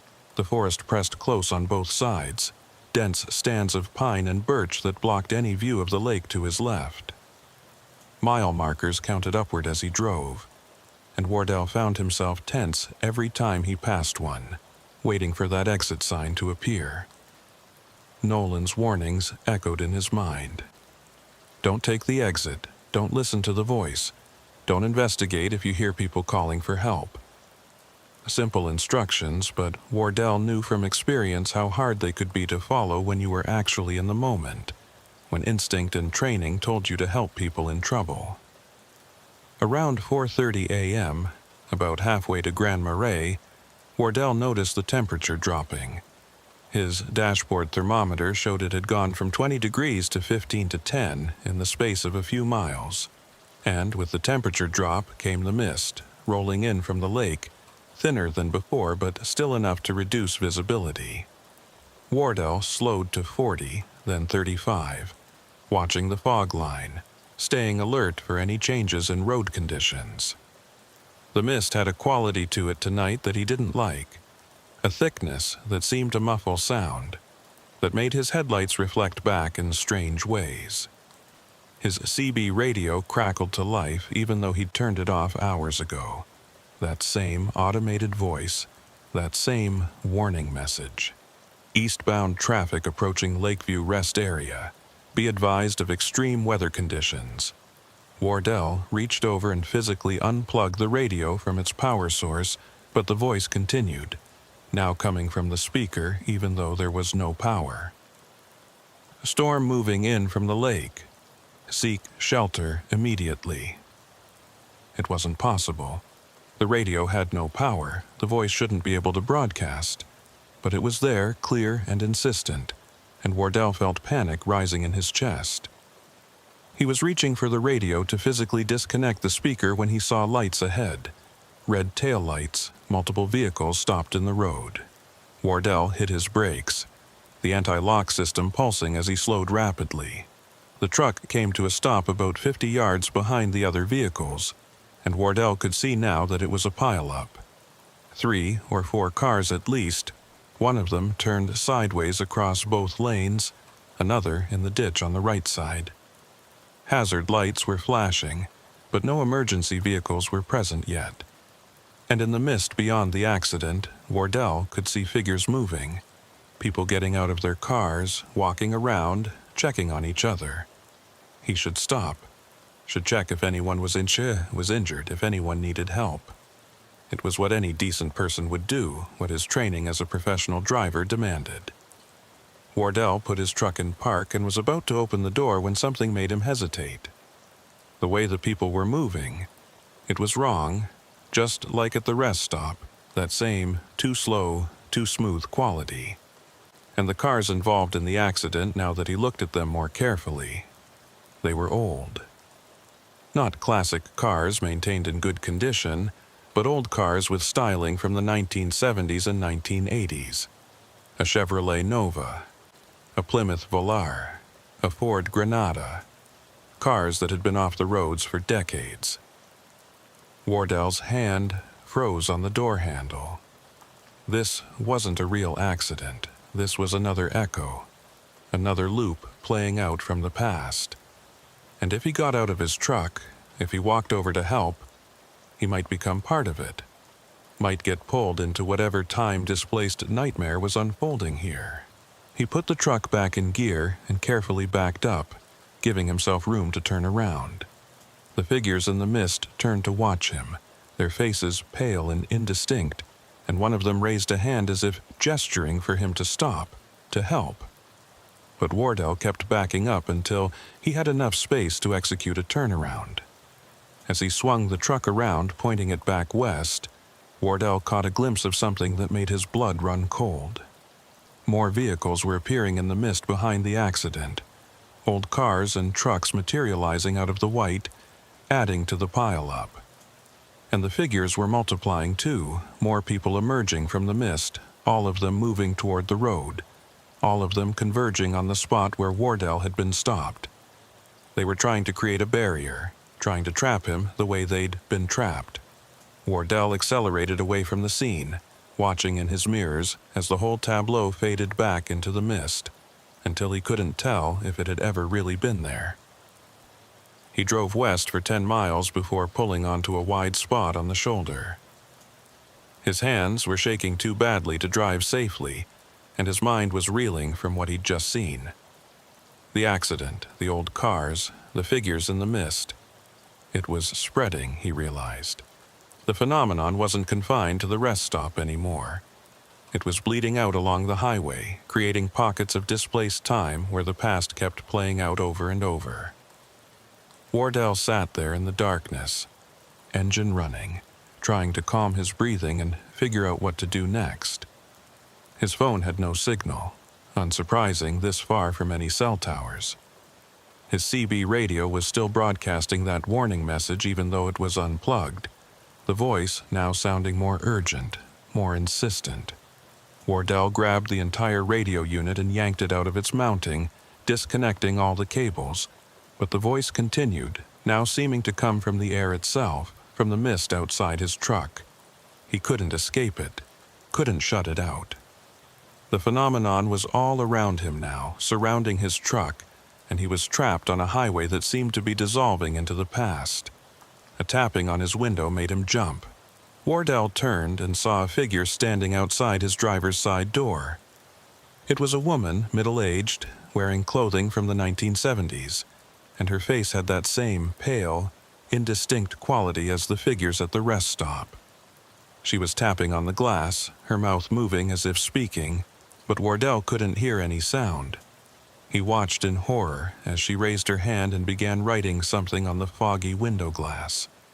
Letters appeared, traced backwards so he could read them from inside. "Help us." More figures appeared around his truck, surrounding it, all of them with that same pale, pleading look. They pressed their hands against the windows, against the sides of the trailer, and Wardell could feel the truck rocking slightly from their touch. They were real enough to create physical force, solid enough to trap him if he let them. Wardell threw the transmission into gear and hit the accelerator, and the truck lurched forward. The figures scattered, or seemed to, their forms dissipating like fog as the truck passed through them. But in his mirrors, Wardell could see them reforming, gathering again, and more were emerging from the mist to join them. He drove faster than he should have given the visibility, pushing 50 and then 60, desperate to outrun whatever was pursuing him. The mist seemed to be chasing him now, billowing along behind his truck, keeping pace no matter how fast he went. And in that mist, Wardell could see shapes, dozens of them, hundreds maybe, all of the people who'd vanished along this stretch of coast over the years. They were all still here, trapped in the space between then and now, unable to move on, unable to rest. And they wanted company, wanted to pull the living into their eternal loop. Wardell saw lights ahead and felt relief wash through him. The Munising fuel stop, still open, still bright and normal and real.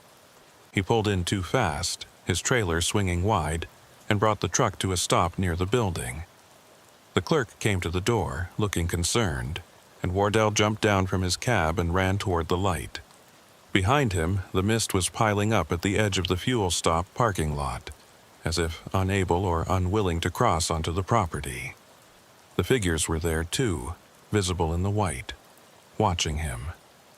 But they didn't follow. Inside the fuel stop, Wardell collapsed into a chair, his breathing ragged. The young clerk brought him water and asked if he was okay, if he needed medical attention. Wardell shook his head, unable to speak, unable to explain what he'd just experienced. How could he tell this kid that he'd been chased by ghosts through the mist, that the highway was becoming unstuck in time, that the past was bleeding through into the present?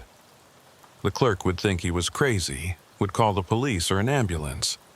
So Wardell just sat there, drinking water, watching through the windows as the mist slowly retreated back towards the highway. After 20 minutes, his phone suddenly had signal again, and it rang immediately. His dispatcher, wondering why the truck's GPS had shown him going backward, why he'd deviated from his route. Wardell made up something about dodging an accident, about having to turn around because of road closures. The dispatcher accepted the explanation and told him to get back on schedule. The delivery in Sault Ste. Marie was time-sensitive. Wardell promised to make up the lost time and ended the call. But he knew he couldn't go back out there, not on M28, not through the coastal sections where the mist could appear at any moment. He walked over to the counter where the clerk was restocking cigarettes. Is there an inland route to the Sioux? Something that doesn't follow the lakeshore? The clerk pulled up a map on his phone and showed Wardell an alternate route, heading south through Manistique and then northeast on H63. It would add about 90 minutes to the trip, but would keep him away from Superior's coast entirely. Wardell thanked him and bought more coffee, then walked back to his truck. The mist had retreated completely now, the air clear, but Wardell knew it was just waiting for him to get back on M28, to drive into its embrace.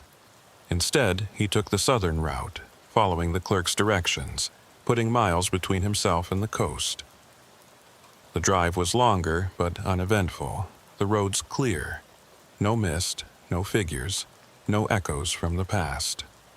Wardell delivered his load in Sault Ste. Marie just after noon, apologized for the delay, and immediately called his dispatcher to request different routes for future runs. No more M28. No more coastal highways along Superior. He didn't care if it cost him money or convenience. He was done with that stretch of road. But that night, in a motel room in the Sioux, Wardell couldn't sleep. Every time he closed his eyes, he saw those figures in the mist, saw that woman writing, "Help us," on his window. They were still out there, still trapped, and he'd done nothing to help them. Couldn't help them. What could anyone do against something like that? Against time itself becoming unstuck, against the past refusing to die. Wardell lay in the darkness, listening to wind off the lake rattling his window, and wondered how many other drivers had experienced what he had. How many had seen the rest stop, had encountered the mist figures, had been chased along that cursed stretch of highway. And he wondered, with growing dread, whether he'd really escaped at all. Whether something from that place had attached itself to him, followed him away from the coast, was even now waiting for the right moment to pull him back.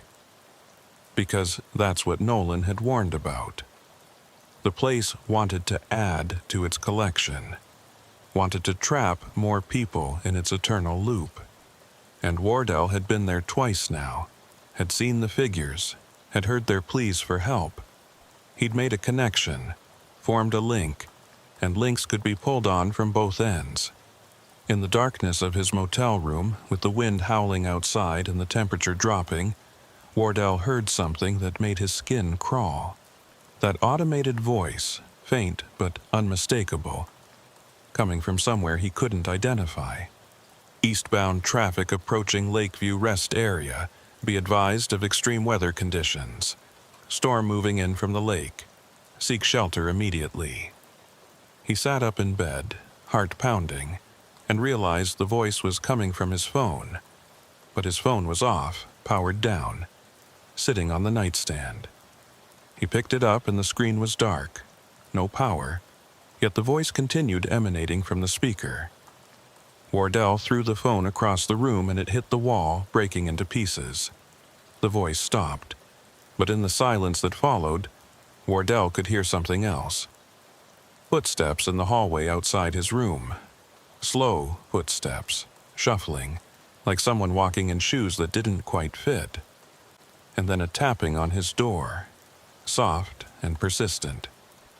The same rhythm as that woman had used on his truck window. Tap, tap, tap, pause, tap, tap, tap. Wardell sat frozen in his bed, staring at the door, watching the shadow of feet visible in the gap beneath it. The tapping continued for what felt like hours but was probably only minutes. Then it stopped and the shadow moved away, and Wardell was alone again. But he knew, with absolute certainty, that this wasn't over. The rest stop, the mist, the figures trapped in time, they'd marked him, and they wouldn't let him go easily. Wardell didn't sleep that night, just sat in his bed with all the lights on, waiting for dawn, wondering if he'd ever feel safe driving again. Wardell didn't leave Sault Ste. Marie for 3 days. He stayed in that motel room, ordering food delivery, avoiding the windows, trying to convince himself that what he'd experienced had been exhaustion-induced hallucination. The rational part of his mind insisted there had to be logical explanations. Old buildings preserved by cold and dry conditions, squatters living in the abandoned rest stop, his phone malfunctioning due to electromagnetic interference, someone knocking on the wrong motel room door in the middle of the night. All of it could be explained without resorting to supernatural theories, but the rational explanations didn't account for everything, didn't explain the cars from the 1970s appearing and disappearing in the mist, didn't explain the figures that had surrounded his truck, solid enough to rock it with their touch, but insubstantial enough to dissipate when he drove through them. Didn't explain how his CB radio continued broadcasting after being physically disconnected from all power sources. and they certainly didn't explain the pattern that kept appearing on surfaces around him. The same symbol he'd seen on his windshield, showing up now on the bathroom mirror, on the motel room window, on the screen of his replacement phone. A road with a warning marker, always the same, always appearing when he wasn't looking. On the fourth day, his dispatcher called, insistent that Wardell needed to get back to work. There were loads waiting, schedules to keep, contracts to fulfill. Wardell tried to explain that he needed time off, that he'd experienced something traumatic on his last run, but the dispatcher wasn't interested in excuses. Either Wardell took the next available load, or the company would find another driver who would. It was the reality of trucking. You were only as valuable as your last delivery, and drivers were replaceable. Wardell needed the job, needed the income, so he agreed to the next run even though every instinct told him it was a mistake. The load was going to Green Bay, a southbound route that would take him down through Wisconsin, well away from Lake Superior's coast. Wardell felt relief when he saw the routing. He could handle this, could get back into the rhythm of driving without having to face M28 again. He picked up the load at a warehouse outside the Sioux and headed south on I-75, then west on US 2. The weather was clear, the roads dry, and for the first 100 miles everything felt normal. Wardell started to relax, started to think maybe he'd overreacted, maybe the worst was behind him. Then, about 20 miles west of St. Ignace, he noticed the temperature dropping. The dashboard thermometer went from 32 degrees to 28 to 23 in the space of a few miles. And with the temperature drop came something else. Mist, rising from the snow-covered fields on either side of the highway, thin at first but thickening rapidly. Wardell's hands tightened on the steering wheel. This wasn't lake effect mist. He was too far inland, too far from Superior's shore. But the mist was behaving the same way, rolling in deliberate patterns, obscuring the road in waves. His CB radio, a new unit he'd installed to replace the one he'd destroyed, crackled to life.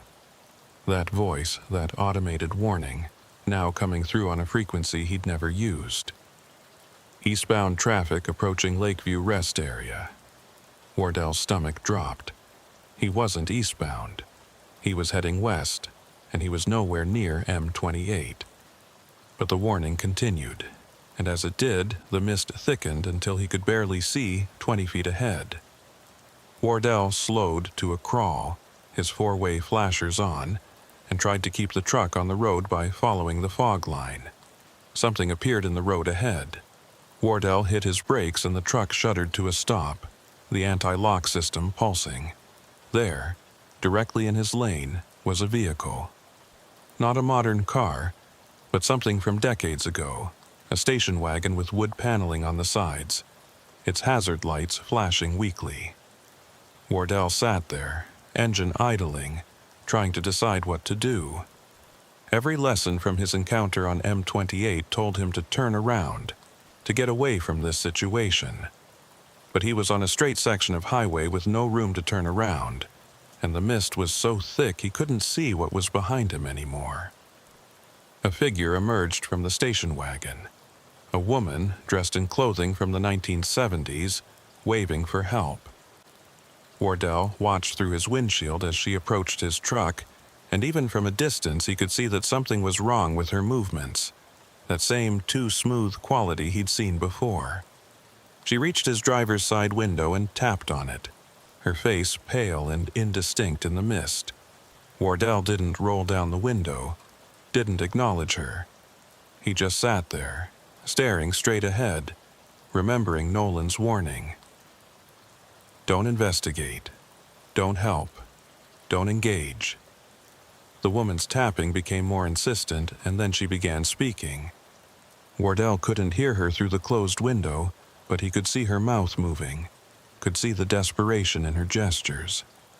She was pointing back toward the station wagon, pointing at something Wardell couldn't see. Maybe other passengers, maybe children. The scenario was designed to pull at his conscience to make him want to help. But Wardell kept his hands on the wheel and his eyes forward. This wasn't real. This was the phenomenon spreading, following him away from the coast, trying to trap him the way it had trapped so many others. More figures appeared in the mist around his truck. Men, women, children, all dressed in styles from past decades. They surrounded the cab, pressing their hands against the windows, their mouths moving in silent pleas. Wardell could see their breath fogging the glass, could feel the truck rocking slightly from their touch. They were becoming more solid, more real, and he knew if he didn't do something soon, they would find a way inside. He put the truck in reverse and began backing up slowly. The warning beeps loud in the enclosed cab. The figures scattered but didn't disappear, reforming behind and beside his truck as he moved. Then Wardell saw something that made his decision for him. In the mist ahead, beyond the station wagon, more vehicles were appearing. Dozens of them, maybe hundreds, old cars and trucks materializing out of the white. And between them, walking toward his position, were more figures. An army of them, all converging on his location. They were hurting him, Wardell realized, trying to force him off the road, trying to trap him in the mist where time didn't work properly and the past could swallow the present. He couldn't back up far enough to escape them all, and going forward would drive him directly into their midst. Wardell made a split-second decision. He cranked the wheel hard to the right and hit the accelerator, driving off the highway into the snow-covered field beyond. The truck bounced and lurched over the uneven ground, the trailer fishtailing behind him, but he kept the power on and fought the wheel to maintain some semblance of control. Behind him, he could hear metal scraping as the trailer tandems caught on something, but he didn't stop. He just kept driving across the field, praying he wouldn't hit a drainage ditch or a fence post hidden in the snow. The mist seemed to follow him, billowing across the field, and in his mirrors, Wardell could see the figures pursuing. They were running now, their movements becoming faster and more frantic, and the sight of them sprinting through the snow was more terrifying than when they'd been moving slowly. They were losing their facade of humanity, becoming something else, something that moved in ways that no living person could. Wardell pushed the truck harder, the engine roaring, the wheels spinning in the soft snow. He had maybe 100 yards lead on the nearest figures, and it was shrinking. Ahead, he could see lights. A farmhouse, isolated in the middle of the field with a barn and several outbuildings. Wardell aimed for it, hoping the presence of living people might offer some protection from whatever was chasing him. He slid to a stop in the farmyard and jumped from his cab, running toward the house. He pounded on the door, looking back over his shoulder at the mist rolling across the field, at the dark shapes moving within it. The door opened, and an elderly man stood there, shotgun in hand, eyes wide at the sight of an 18-wheeler parked in his yard. "Please," Wardell gasped. "You have to let me in. There's something in the mist, something that's been following me." The farmer looked past Wardell at the approaching white wall, and his expression changed from anger to fear. "Get inside," he said, pulling Wardell through the door. "Quick!" He slammed the door and threw multiple locks, then moved to the windows and began closing heavy wooden shutters that Wardell hadn't noticed before. "You led them here," the farmer said, his voice tight. "You brought them off the highway." Wardell stammered an apology, but the old man shook his head. "Doesn't matter now. They're here. We just have to wait them out." The farmer lived alone, and he knew about the phenomenon. "Been happening for years," he said as they sat in his darkened living room, listening to the wind and the mist pressing against the house. "Started back in '79 with that business at the rest stop, but it's been spreading ever since. Used to be confined to M28, to the coastal sections, but every few years it pushes a little further inland, claims a little more territory. Now it can appear anywhere in the UP when conditions are right. Cold temperatures, heavy mist, and someone who's already been touched by it. He looked at Wardell. You've been to the rest stop, haven't you? Seen the building? Wardell nodded, twice. And I've been trying to avoid it, trying to stay away from that area. The farmer made a sound that might have been a bitter laugh. Doesn't work that way. Once you've seen it, once you've made contact, it can find you anywhere. The mist is like a bridge, connecting all the places where time got broken, and the things trapped in those places can use the bridge to reach out. They're looking for a way back, looking for someone to take their place so they can escape. He stood and peered through a crack in the shutters. They're circling the house. Won't come inside, not yet. Too much life here, too much present tense reality. But if we were to go outside, they'd take us in a heartbeat. They sat in the darkness for hours, listening to sounds outside that didn't quite match wind or natural movement. Wardell could hear footsteps on the porch, hands sliding across the windows, voices whispering words he couldn't quite make out. His phone, turned off and buried in his jacket pocket, began broadcasting that warning message again. The farmer told him to throw it in the fireplace, and Wardell did, watching the device melt in the flames. But the voice continued, now seeming to come from the walls themselves, from the very structure of the house. It wants you specifically, the farmer said. Wants you more than me. I'm old. I've lived my life. But you're younger. You've got years ahead. That makes you valuable to them. A better trade. Wardell asked what he meant, and the farmer explained his theory. The people who vanished in '79, they're not dead in any normal sense. They're trapped in the moment before death, in the space between living and dying. And the only way they can move forward, can finally die and be released, is if someone takes their place. One life for one life. That's why they keep reaching out, keep trying to pull people in. They need replacements. The eastern sky was beginning to lighten when the sounds outside finally stopped. The farmer risked opening one of the shutters and peered out.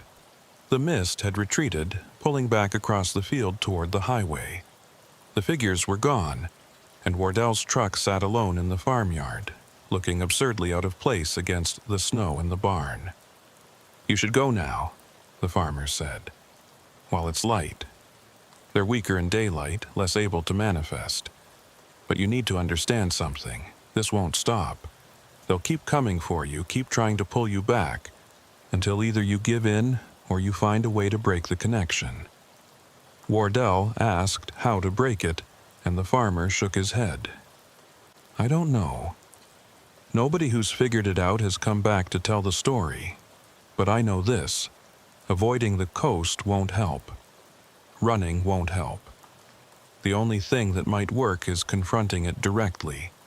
Going back to the source, to the rest stop, and finding out what really happened there. He paused, looking at Wardell with eyes that had seen too much. Find out if there's a way to release those people, to let them finally die. Because as long as they're trapped, as long as they're desperate, they'll keep reaching out. And eventually, they'll succeed in taking you. Wardell drove his damaged truck to a repair shop in Escanaba, where a mechanic looked at the bent trailer tandems and scraped landing gear and shook his head. Lucky you didn't break an axle, the mechanic said. While the repairs were being done, Wardell sat in the waiting room and searched his phone for more information about the rest stop. This time, he found something buried deep in a local history forum. A post from 2011 by someone claiming to have been a state highway maintenance worker in 1979. The worker described being sent to the rest stop days before it was officially closed, tasked with removing equipment and supplies. The place felt wrong, the post read. Cold in a way that had nothing to do with temperature, and there were sounds coming from the walk-in freezer in the restaurant kitchen. Scratching sounds, like someone was locked inside. But when we opened it, there was nobody there, just frost so thick it looked like ice sculptures, and a smell like winter and deep water. The worker went on to describe finding items in the freezer that shouldn't have been there. Personal belongings, wallets, keys, pieces of clothing, all frozen solid and arranged in a deliberate pattern. It looked like someone had been trying to preserve something, the post continued, or trying to mark something. Wardell read the post 3 times, his mind racing. The freezer. Could that be where it started? Where the phenomenon was anchored? He searched for more information and found references to the site having been used for something else before the rest stop was built. An old ice house, where ice was harvested from Lake Superior in winter and stored for summer use. The pattern was becoming clearer. A location with a history of extreme cold and preservation. A building constructed on that site with a walk-in freezer. An unusual storm that brought unseasonable temperatures and thick mist. And 40 people who vanished without a trace, their belongings left behind. When his truck was repaired, Wardell made a decision. He wouldn't continue to Green Bay. He wouldn't run anymore. He would go back to the rest stop one final time and try to end this. His dispatcher called within the hour, demanding to know why he was going the wrong direction. Wardell didn't answer. He turned off his phone, unplugged his CB radio, and drove in silence back toward M28, back toward the coast, back toward the exit that had haunted him for weeks. The exit appeared in late afternoon. Wardell took it without hesitation, following the ramp down into the trees. The rest stop was there waiting, dark and abandoned. But this time Wardell wasn't there to explore or understand. He was there to end it. He parked his truck and walked toward the main building, and as he did he saw figures beginning to appear in the parking lot. The same people he'd seen before, watching him, following him, but they didn't approach. They just watched, as if curious about what he was doing. Wardell found the kitchen and the door to the walk-in freezer. It was frozen shut, but he found a pry bar and forced it open. Cold air rushed out, ancient and patient and aware. He stepped inside and found the frost sculptures the maintenance worker had described, and in the center of the space, arranged in a circle, were the belongings. 40 sets of them. Wallets and keys and watches and wedding rings, each one representing a person who'd been in the rest stop that night in 1979. In the very center was a metal box. Wardell pried it free from the ice and opened it, finding documents and a journal belonging to the rest stop's manager. The final entry was dated August 17, 1979, written in increasingly frantic handwriting. The temperature is dropping too fast. The systems can't keep up. The freezer is malfunctioning, running at temperatures that should be impossible. I can hear something in the freezer, a sound like wind or voices. And the door won't stay closed. It keeps opening on its own. And every time it does, the temperature drops further. I think something is wrong with this building. Something was here before we built the rest stop. Something that's been sleeping, and we've woken it up. Wardell heard the footsteps and turned to find a figure standing in the freezer doorway. It was one of the women from the parking lot, but now she looked more solid, more real. She was staring at the circle of belongings, and her expression was one of recognition and sorrow. "You understand now," she said, her voice clear. "We've been trying to tell someone for 45 years. We're not dead, we're trapped, held here by something that feeds on cold and time." Other figures appeared behind her, crowding into the freezer. "Can you help us?" the woman asked. "Can you find a way to break this? To let us finally move on?" Wardell looked at the circle of belongings, at the desperate faces surrounding him. "I don't know what to do," he admitted. The woman pointed at the circle. "Take them out. Break the pattern. It was created to keep us here, to anchor us to this moment. If you break it, maybe we can leave. Maybe we can finally die." Wardell began gathering the belongings, taking them out of their careful arrangement and placing them randomly around the freezer. As he worked, the temperature began to rise. The frost on the walls started to melt. The figures watched with growing excitement and fear, and as the last item was moved, as the circle was finally broken, they began to change.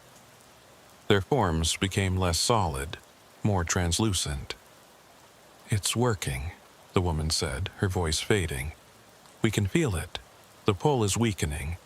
We can move on now. We can finally—" She disappeared mid-sentence, dissolving into mist. The others followed, one by one, their faces showing relief and gratitude before they vanished. Within minutes, the freezer was empty except for Wardell and the scattered belongings. The cold was dissipating, the temperature normalizing. Wardell gathered the belongings into a bag and walked out of the building, back to his truck. The parking lot was empty now, no figures watching, no sense of presence. The rest stop felt truly abandoned for the first time. He drove back up to M28, and when he looked in his mirrors, the rest stop was fading, becoming less substantial. By the time he reached the highway, it had vanished completely. Just trees and an overgrown clearing where it had stood. He delivered the belongings to the Michigan State Police, telling them he'd found them while exploring. 3 days later, he received a call. The items matched missing persons cases from 1979, all people last seen near the old Lakeview rest stop. The cases would be officially closed, families notified. Wardell went back to driving, taking routes that included M28, no longer afraid. He never saw the rest stop again, never encountered the figures or heard the automated warning. But sometimes, on winter nights when the temperature drops and the mist rolls in from Superior, Wardell thinks about those 40 people, about how they spent 45 years trying to warn others, trying to find someone who would understand and help them. He wonders if they found peace when they were finally released. He hopes they did. And that memory stays with him, a reminder that the real horror isn't always death. Sometimes it's being trapped, unable to move forward or backward, stuck in an endless loop of the worst moment of your life. Wardell still drives truck, still hauls loads across the Upper Peninsula. But now, when he hears other drivers talking on the CB about strange experiences, he listens more carefully. Because he knows some of those stories are true, that there are places where reality becomes thin and the past bleeds through. And he knows that sometimes someone needs to step up and help, needs to break the circles that trap people, release the patterns that bind them. The highway stretches on, and Wardell drives it with open eyes, watching for signs, listening for warnings, ready to help if needed. Because if there was one place where time got broken, there might be others. And those people deserve to be freed. The mist still rises from Lake Superior on cold nights, still rolls across the coastal highways. But now, when Wardell drives through it, he doesn't see threats in every shadow. The supernatural has retreated, at least from this section of highway. But he knows it's still out there, somewhere, waiting in other forgotten places. And when that day comes, when he encounters it again, Wardell will be ready. Until then, he drives, mile after mile, through all the varied landscapes of the northern roads. And every time he passes where the rest stop used to be, he slows down, glances at the trees, and whispers thanks to the people who tried to warn him, even while desperately needing saving themselves. Their persistence across 45 years had ultimately led to their freedom.